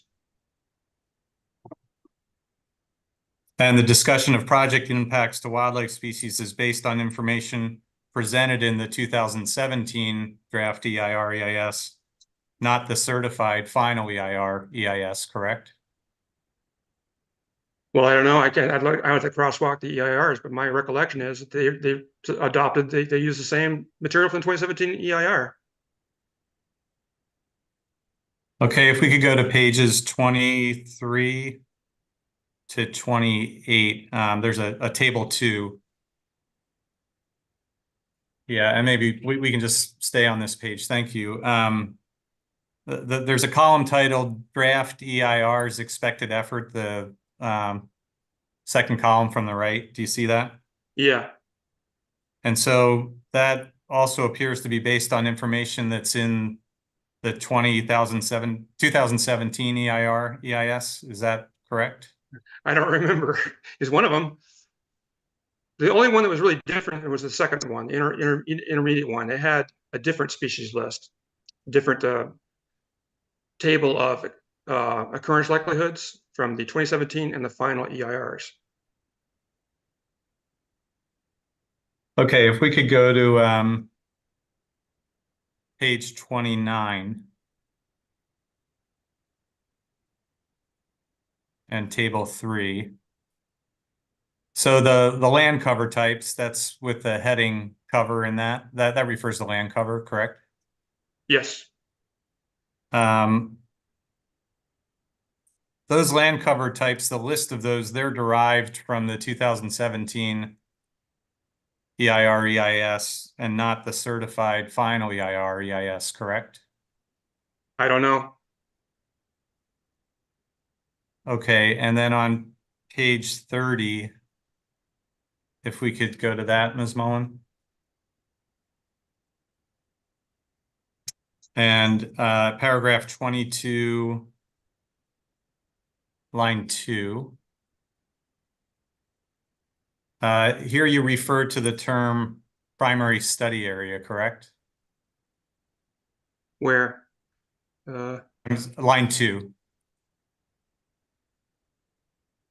Yeah, so I'm referring to somebody else's reference to the primary study area, that I would not have capitalized it otherwise. And that's that primary study area term that's used particularly in this section in the following paragraphs. Is that correct? Could you rephrase that? I'm not sure. Yeah, okay. So the term is actually used several times throughout your testimony, including in paragraphs 22, which we're looking at, but also 23, 24, 28, and in tables 3, 4A, and 4B, correct? I don't know. I had to look at the sections. Right. Okay, let's scroll down to paragraph 23.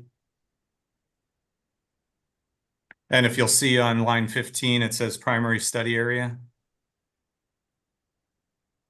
Do you see that? Well, part of the problem is I can't even see all the text because these images or photos are. Yeah, and I'm sorry. I'm just asking you if that term appears in your written testimony and you weren't sure which paragraph, so we're doing this for confirmation. Yeah, my lack of memory is where it comes from. Who derived the term primary study area? I think it might be CFW's use of the term. I can't remember. Back when they were doing their study, in other words. But it could be a 2017 EIR, or it could be a different draft EIR. I can't remember where the term came from. But Do you know what?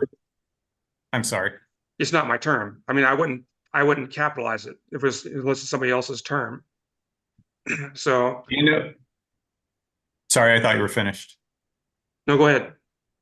Do you know Let me whether try to get a sense, though. I need to get a sense of where what the context is. So try to remember where it's coming from. Okay, I'm just citing the term actually used in your written testimony that you put in there. So in any event, do you know whether this term appears in the final EIR EIS? I don't remember. And if we could go to page 40.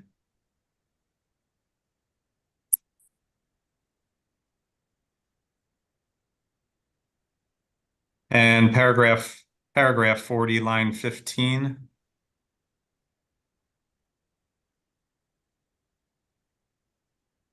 Here, Dr. Smallwood, you cite to the 2017 EIR EIS when discussing habitat conservation plans, correct? Yes. And the quotation included in this paragraph about the Natomas Basin Habitat Conservation Plan, that came from the 2017 draft EIR EIS, not from the certified final EIR EIS. Again, I can't confirm that. I don't know.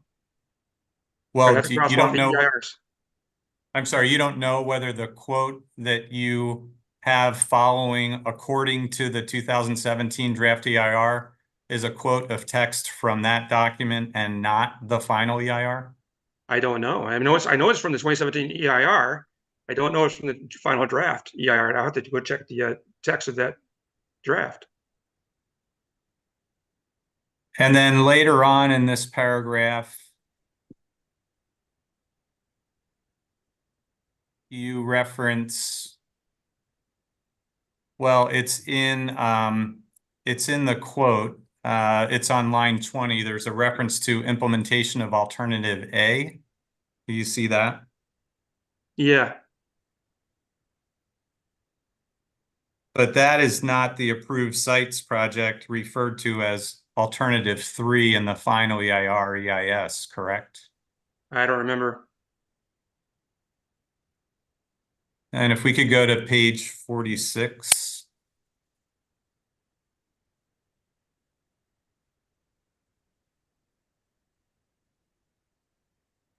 And paragraph 54, please.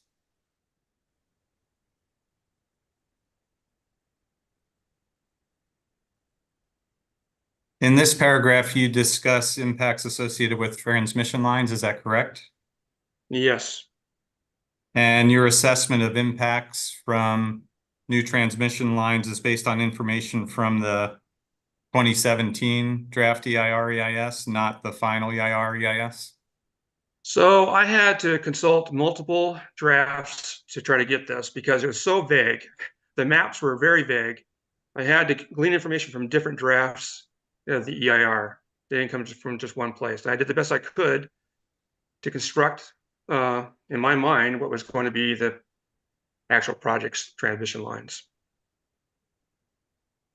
Okay.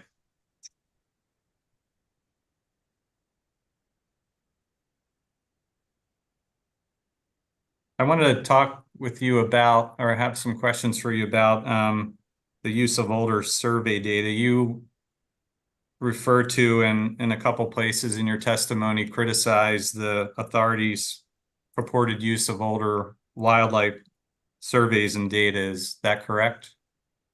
Well, can you be more specific? Because I thought their surveys are great. Okay, let's go to page 11, paragraph 15.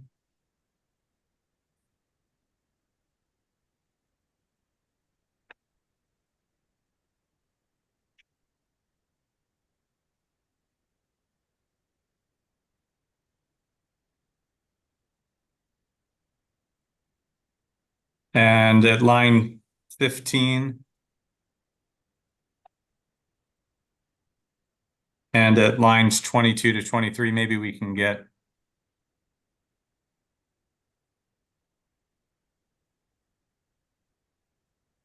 So in here, you reference in 22 to 23, you indicate that the DWR and CFW surveys of 1996 are outdated.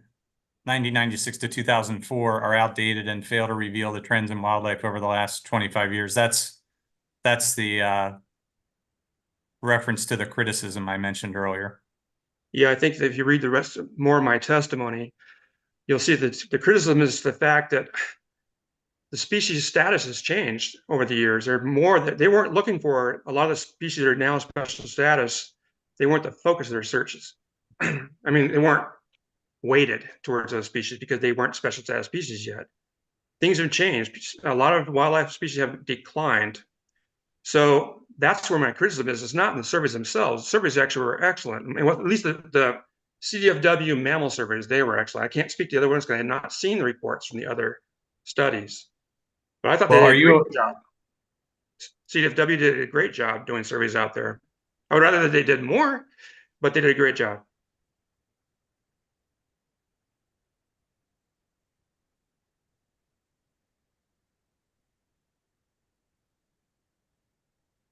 But the concern, the concern or basis of your criticism is that they're outdated.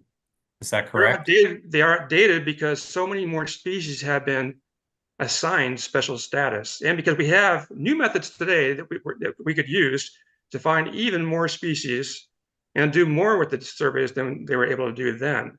Like one thing that needs to be done is they need to quantify how many of certain kinds of species are out there, so we get better estimates of potential impacts from the project.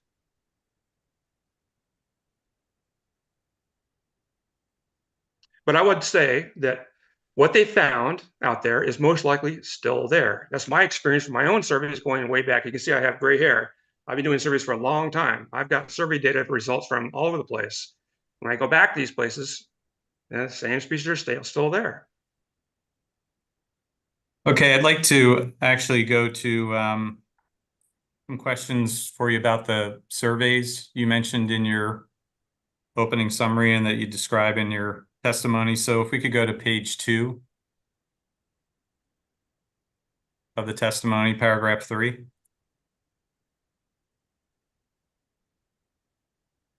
So there you discuss surveys in 2023 that you and your daughter, Ms. Noriko, Yep. I pronounced that right, Smallwood, Noriko, yeah. conducted. Is that correct? I'm sorry? You're referencing the surveys that you and your daughter conducted, correct? Yes. And you stated lines 24 to 25 that all but 2 species observed during your survey were endemic, and that this quote is indicative of a high ecological integrity. Do you see that? Yes. Do you have a citation for that assumption? It have to be personal communication. She and I recently published a paper on our surveys, but we didn't, I don't think we made a note of non-native species. Maybe we did, I can't remember. But I've already, I mean, I have lots of analysis of my own data. So right now, my reference is gonna be myself, personal observations.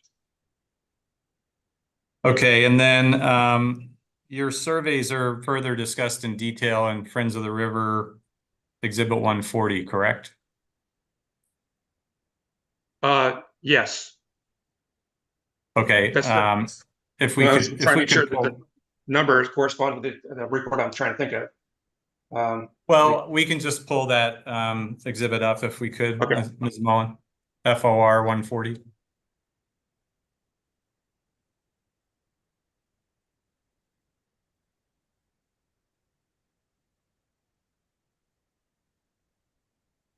Yes.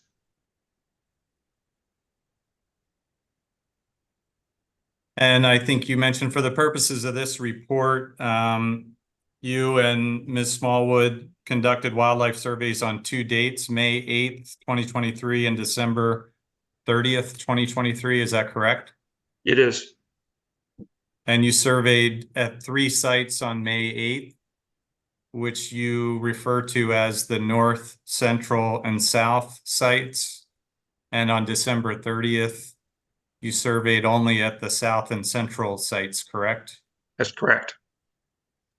Why didn't you return to the north site on December 30th? I couldn't tell you. I think we felt we had done enough and we left. You didn't include a map in your survey findings or describe the location of the sites beyond referencing them north, south, and central, correct? I don't think so. I'd like it if you could better describe the specific locations where you surveyed, and I think maybe to make that more helpful for all of us and the hearing officer and staff, maybe we could pull up exhibit sites 223, which is a project map and has a pretty good depiction of the reservoir footprint. Maybe we can use that to help you walk us through where those specific locations are that you surveyed. Or I can look up the coordinates for you and give them to you. Well, well, why don't we try it this way if we could? Okay. I'm not sure most of us sitting here today would be able to correlate the coordinates to a location on the map. So why don't we start with the north location? Can you generally describe using this map what area that was where you conducted the survey from? This map is pretty crude. I don't think we can do that. So if you go from the town of Sites, there's a dirt road that goes south from there. I can't remember, is it Hutchins Road or something like that? I forget. Does anybody remember what the name of the road goes south from Sites? I don't know what the road name is. Okay, well, there's a road that goes south of sites, and it's about maybe halfway down between sites and the proposed southern tip of the reservoir. That would be the north site. The south site would be closer to the tip of the reservoir. Let's see. It's hard to tell from here, this map. Maybe we could zoom in, if possible. And so there's the reference to Sites Dam. That's the location where the Sites Maxwell Road currently goes through, and there's a road that goes south from there. So the north site was somewhere between Sites Dam, that point that's located there or identified, and the southern tip of the reservoir footprint. I don't know where Sites Dam is. There was no dam there when I was there. I just know where Sites is. I've been through Sites a million times. There's a little town called Sites. Okay, so okay, let's use the town of Sites. About how far down on that map is the north site located where you conducted the survey? I don't even see Sites on this map, so it's hard to say. Well, assume for the purposes of location that the town of Sites is nearby the point that is labeled Sites Dam. Okay. How far down? But what is this orange line that's on here? Is this a proposed road or the real road? I don't think it's a real road. That must be a proposed road, right? A new road? I don't know whether that's either or. I don't have the legend there, Sean. Maybe there's another the road map. I used is on this map. I think I'm it may be under the sorry, water. there was a lot of overlap there, so I don't know. That's either or. That's the last I got. Okay, is there a better map that could be used? Let's just move on. This is not helpful. I can tell you that all three sites were down along the southeast portion of the reservoir, or planned reservoir, along what would be the shoreline. And how far was each site from, how far was the north site from the central and the central from the south? I have to look that up. Hang on just a minute. I'll look it up on, I have them mapped, as a matter of fact. Do your coordinates appear in your report of where those sites were located? I don't remember.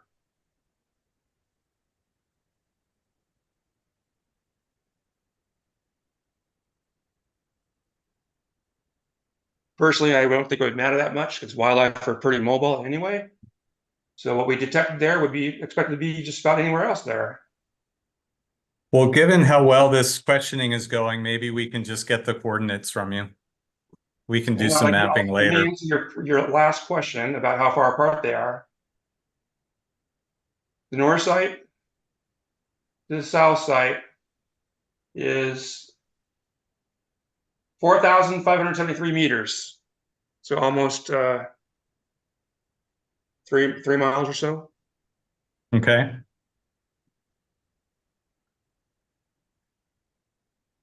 And then how about the central site?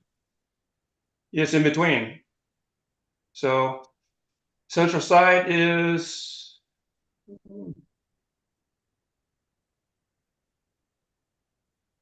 about 2,646 meters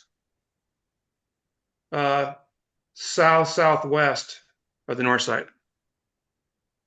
Okay, I'm going to suggest here, Hearing Officer Kenzie, we provided some subsequent modeling location information in the final EIR EIS in response to protestants' requests as to how Shasta temperature was modeled. And I think it would be helpful if perhaps Mr. Mooney could provide to all of us the coordinates of where those survey sites were. We don't need to take up everybody's time going through this clumsy effort. Mr. Mooney, do you have any objection to that? No, I'll get them from Mr. Smallwood. I mean, I'm not going to provide them. I will communicate them from Mr. Smallwood to the hearing officer. And that's clearly what I meant. Appreciate it. Thank you. Thank you.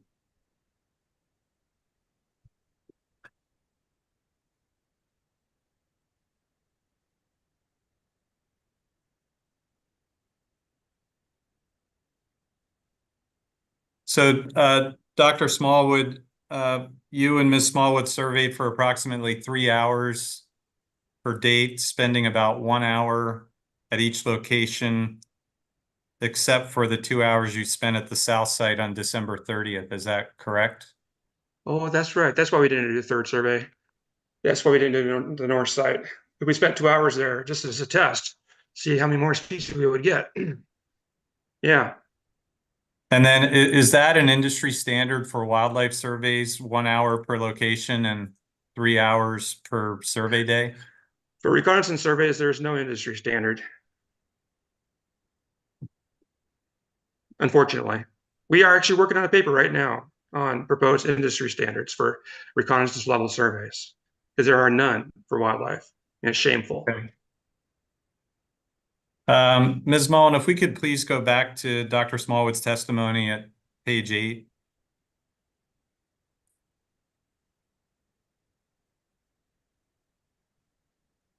And if we could go to paragraph 13.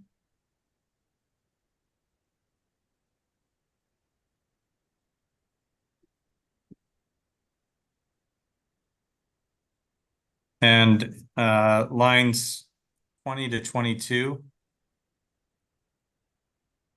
Dr. Smallwood, there you discuss revised CDFW survey protocols for burrowing owls and Swainson's hawk, and at least imply that the project did not adhere to these protocols. Is that correct?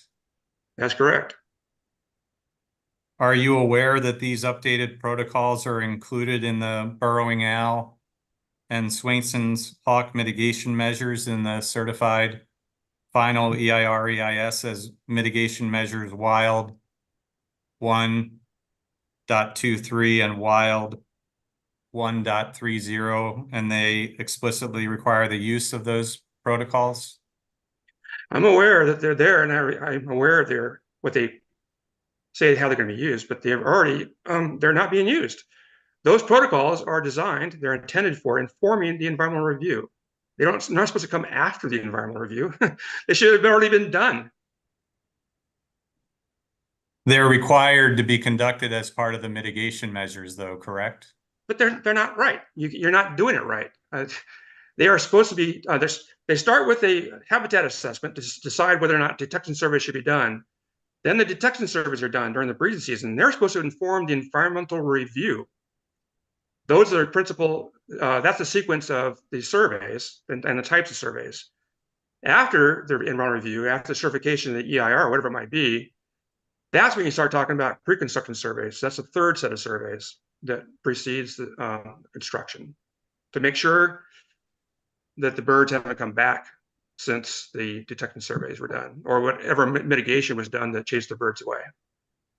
But if you don't have access to conduct those surveys, isn't the best approach then to require that those surveys be conducted once you have access and have mitigation measures that require that? No. Why not? It's just not the way it's written. The burrowing owl surveys require detection surveys. You can't do pre-construction surveys in lieu of detection surveys. They don't have the same detection probability, not even close. Breeding season surveys involve surveys throughout the entire breeding season where you're doing. I'm sorry, I'm not following. The detection probability is not even close. Right. The detection probability associated with a pre-construction survey is not the same, not even close to the detection probability of a breeding season survey. One cannot fill in for the other. Okay, could we go to page 18, please? And table 1, line 16.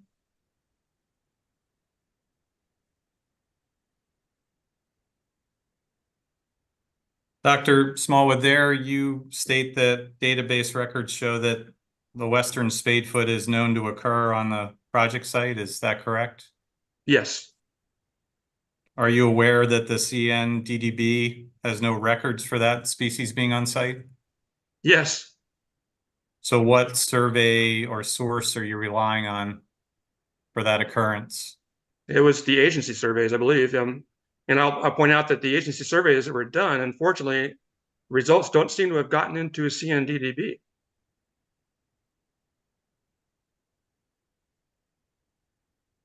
Okay, Ms. Mullen, could you go to page 29? And yeah, this is table 3. If you could scroll down and maybe zoom out a bit so we can see some of the notes there. There's a assemblage of them underneath the table.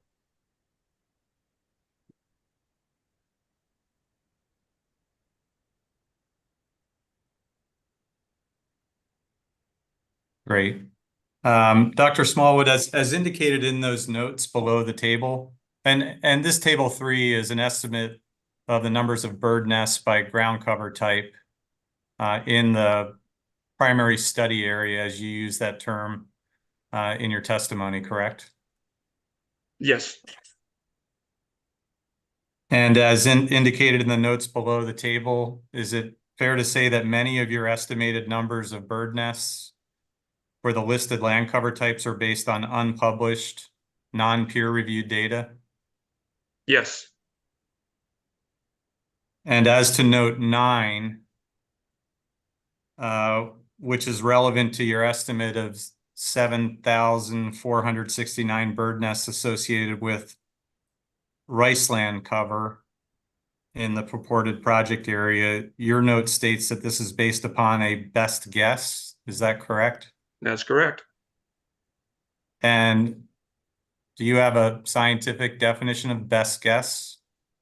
Yeah, scientific judgment, experience. So I've looked into total nest density estimates from all kinds of sources. I'm sorry, I've looked from.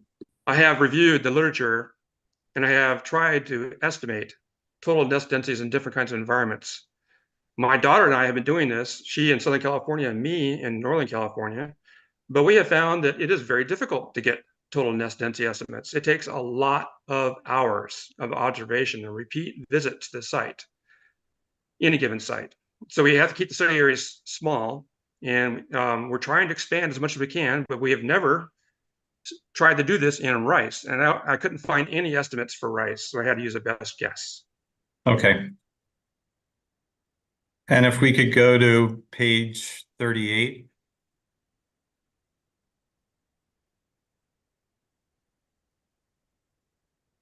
And at paragraph 35, line 9,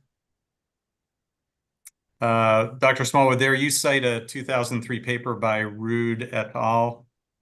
For the premise that cottonwoods could be impacted by decreased stream flows, correct? Yeah. That paper discusses the response of cottonwoods to river dewatering and groundwater pumping, correct? River dewatering. I don't remember the groundwater pumping, but I just don't remember. Well, is that situation comparable to the operation of the sites project, which would only divert during high flow conditions?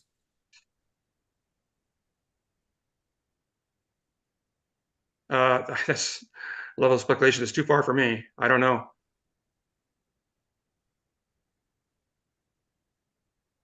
All right, if we could go down to paragraph 36, line 17 to 19. Dr. Smallwood, there you discussed the effects that dammed rivers have on downstream geomorphology and riparian habitat, correct? Yes. And are you aware that the site's reservoir project is an off-stream reservoir project as proposed? Yes.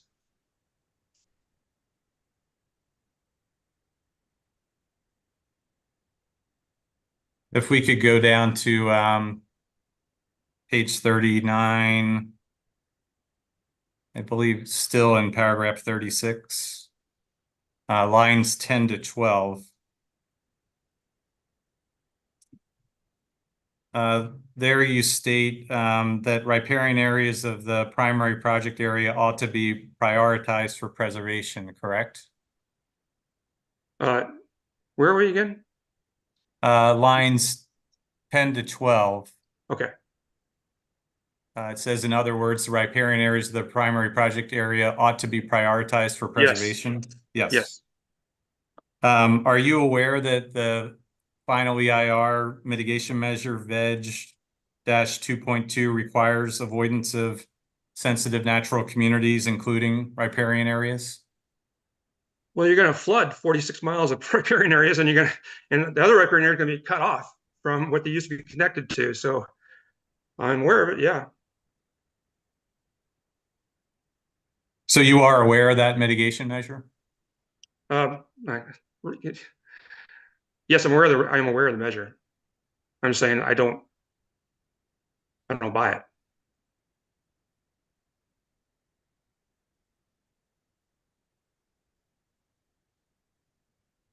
All right, if we could go to page 47.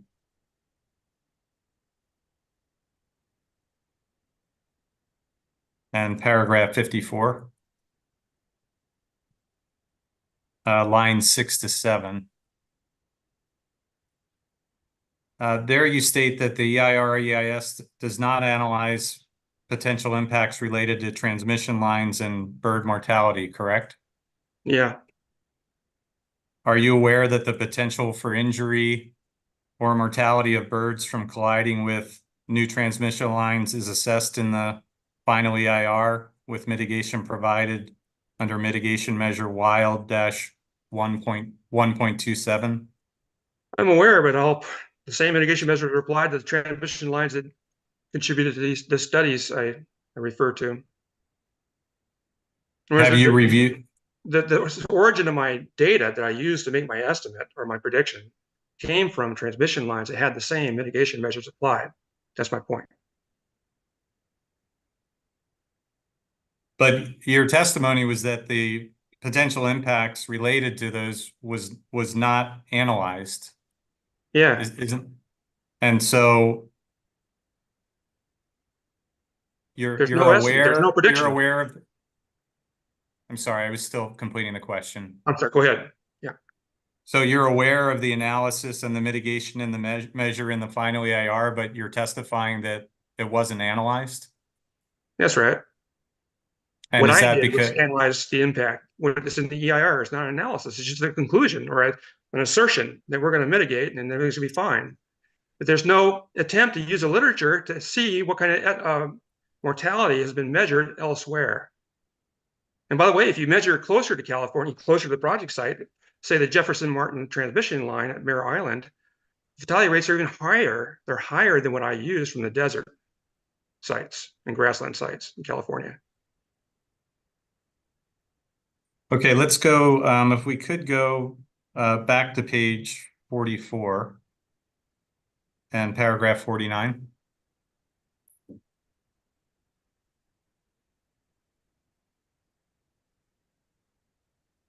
In this paragraph, Dr. Smallwood, you mentioned wildlife mortality on Vasco Road in Contra Costa County as part of a larger discussion on traffic-related wildlife mortality. Is that correct? Yes. But Vasco Road, that's not on or near the project site, correct? Yes. Well, in my opinion, it's pretty close to the project site. It's not very far as a crow flies. No, not very far. Well, it's located in the Altamont area of Contra Costa County, correct? Yes, on the northern side. Yes, if the crow flies, it's actually I can't remember how many miles it is, but I think I may have included the miles in here. How far away it is, but I can't remember if I included it or not. But it's not very far. It's the same kind, very similar wildlife assembly. Are you aware whether that section of Vasco Road is a commuter route with a high volume of daily traffic and not indicative of the roadways around the project site? Well, we're talking about a future roadway site, right? Not what occurs there now. But I'm not going to argue that the traffic volume would be the same as along Vasco Road at any time in the future. It might be, but I don't see any likelihood of that being the case. But I'm not sure where you're going with this because I mean, the basis of my prediction, it wasn't just Vasco Road, it was vehicle miles traveled. Now, I'm not entirely sure that's a great predictor because I only had access to it there, but I've been actually applying it here where I live. And actually I'm getting the same, very similar result.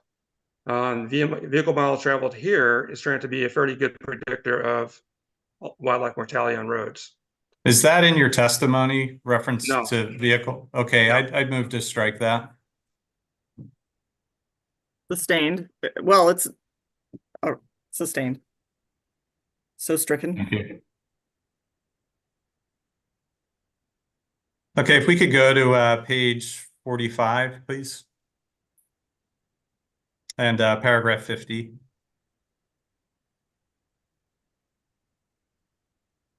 And then lines 8 to 10.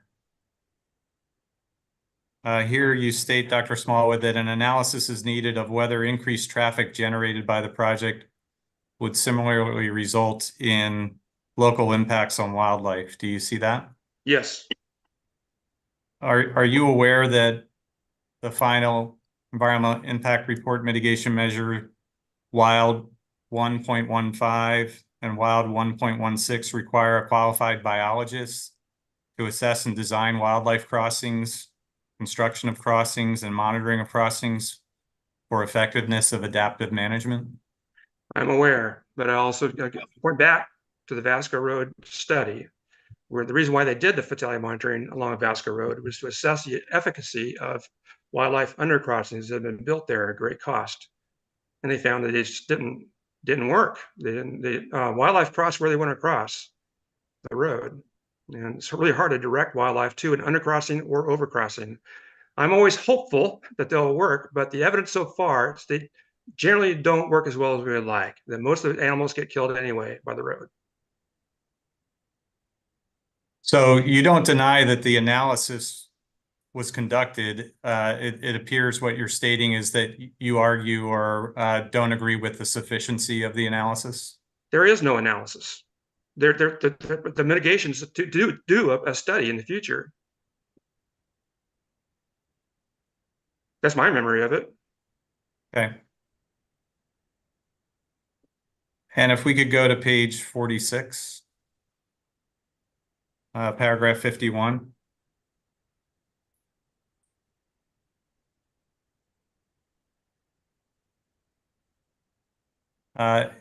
Dr. Smallwood, here you state at line 2, based on information in the final EIR/EIS before describing your prediction set forth in that paragraph, correct?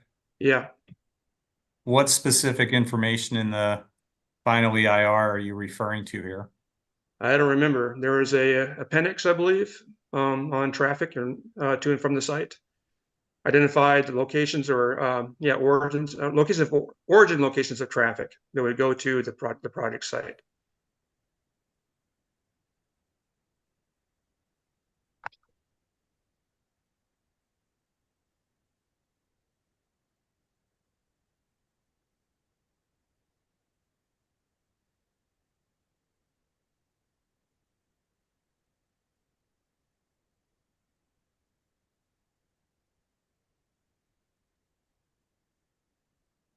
Bear with me 1 minute. I'm just checking my last set of notes here to see if we have anything else.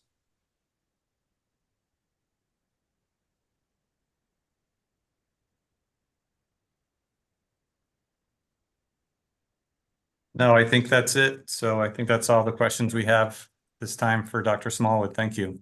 Thank you. Thank you. Thank you, Mr. Hitchings. I know soon we need a break, but I'll go ahead and go through just to see if we can finish this up here. Mr. Soderlund, do you have any questions for Dr. Smallwood?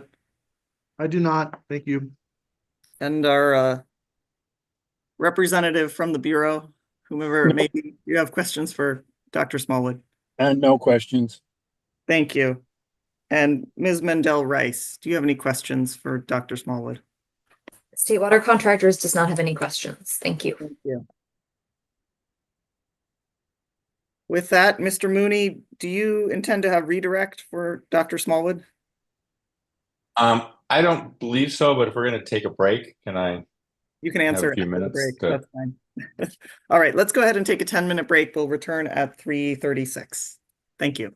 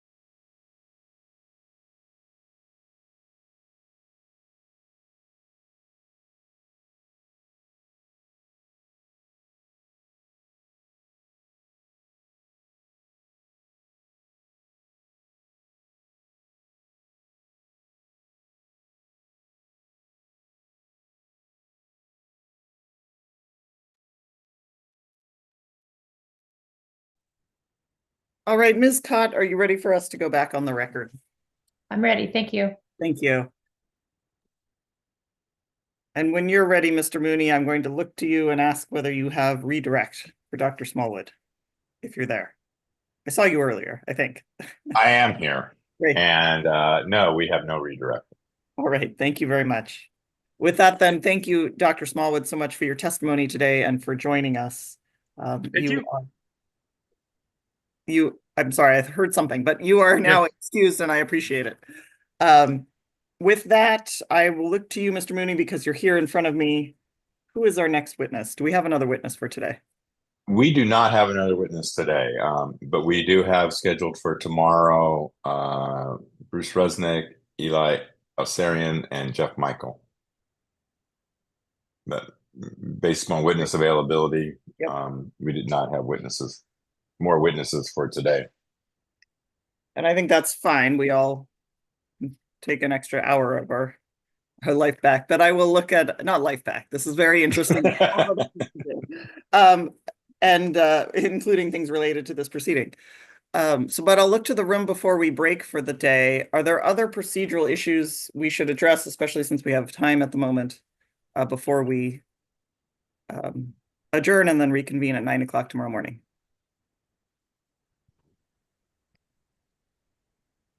Ms. Kenzie, I'm sorry, Mr. Ruiz may have been wanting to hop in there.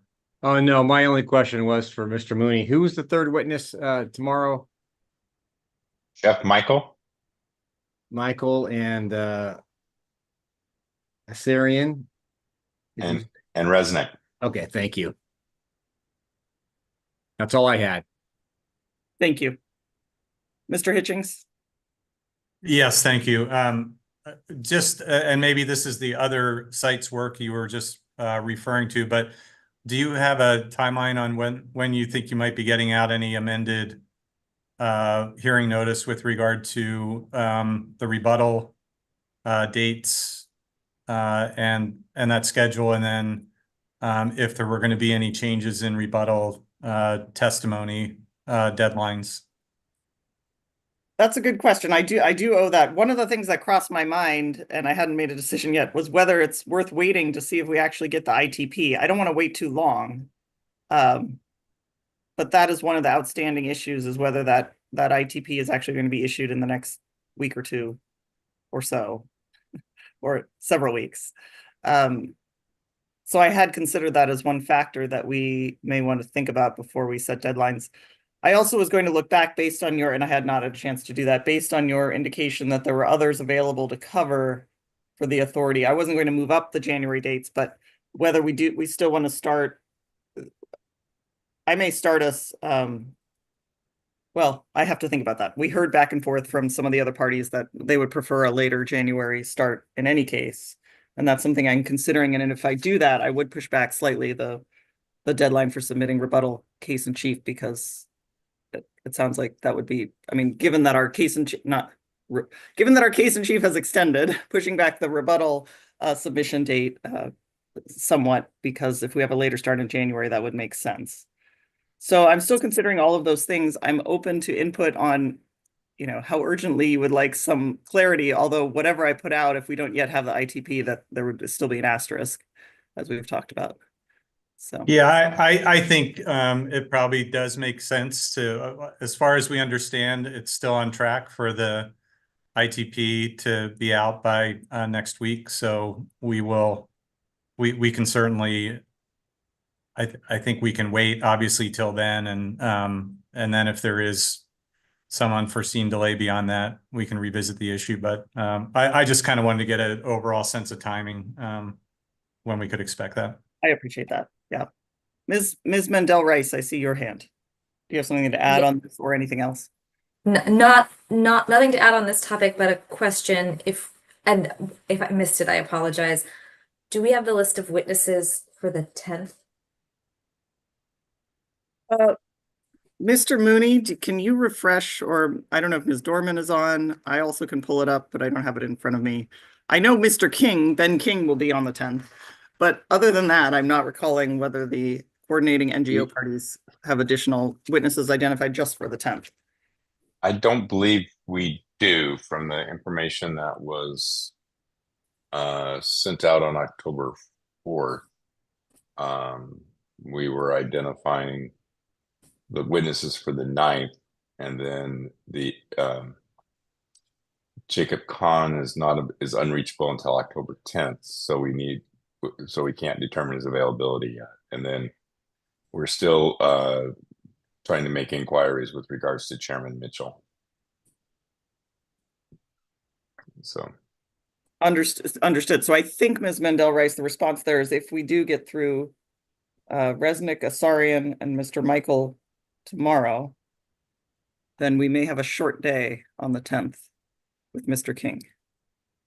Understood. Thank you. Because I did confirm for the South Delta users that we could begin their case in chief portion the next week, so we wouldn't move that up. That's helpful clarification. Thank you. Thank you.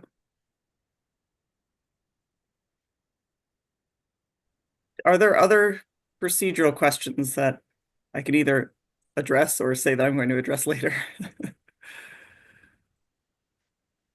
All right. Well, thank you, all of you, for your efficiency today. I think we got through quite a bit. We will adjourn until 9 a.m. tomorrow morning. Thank you very much. Thank you. Thank you.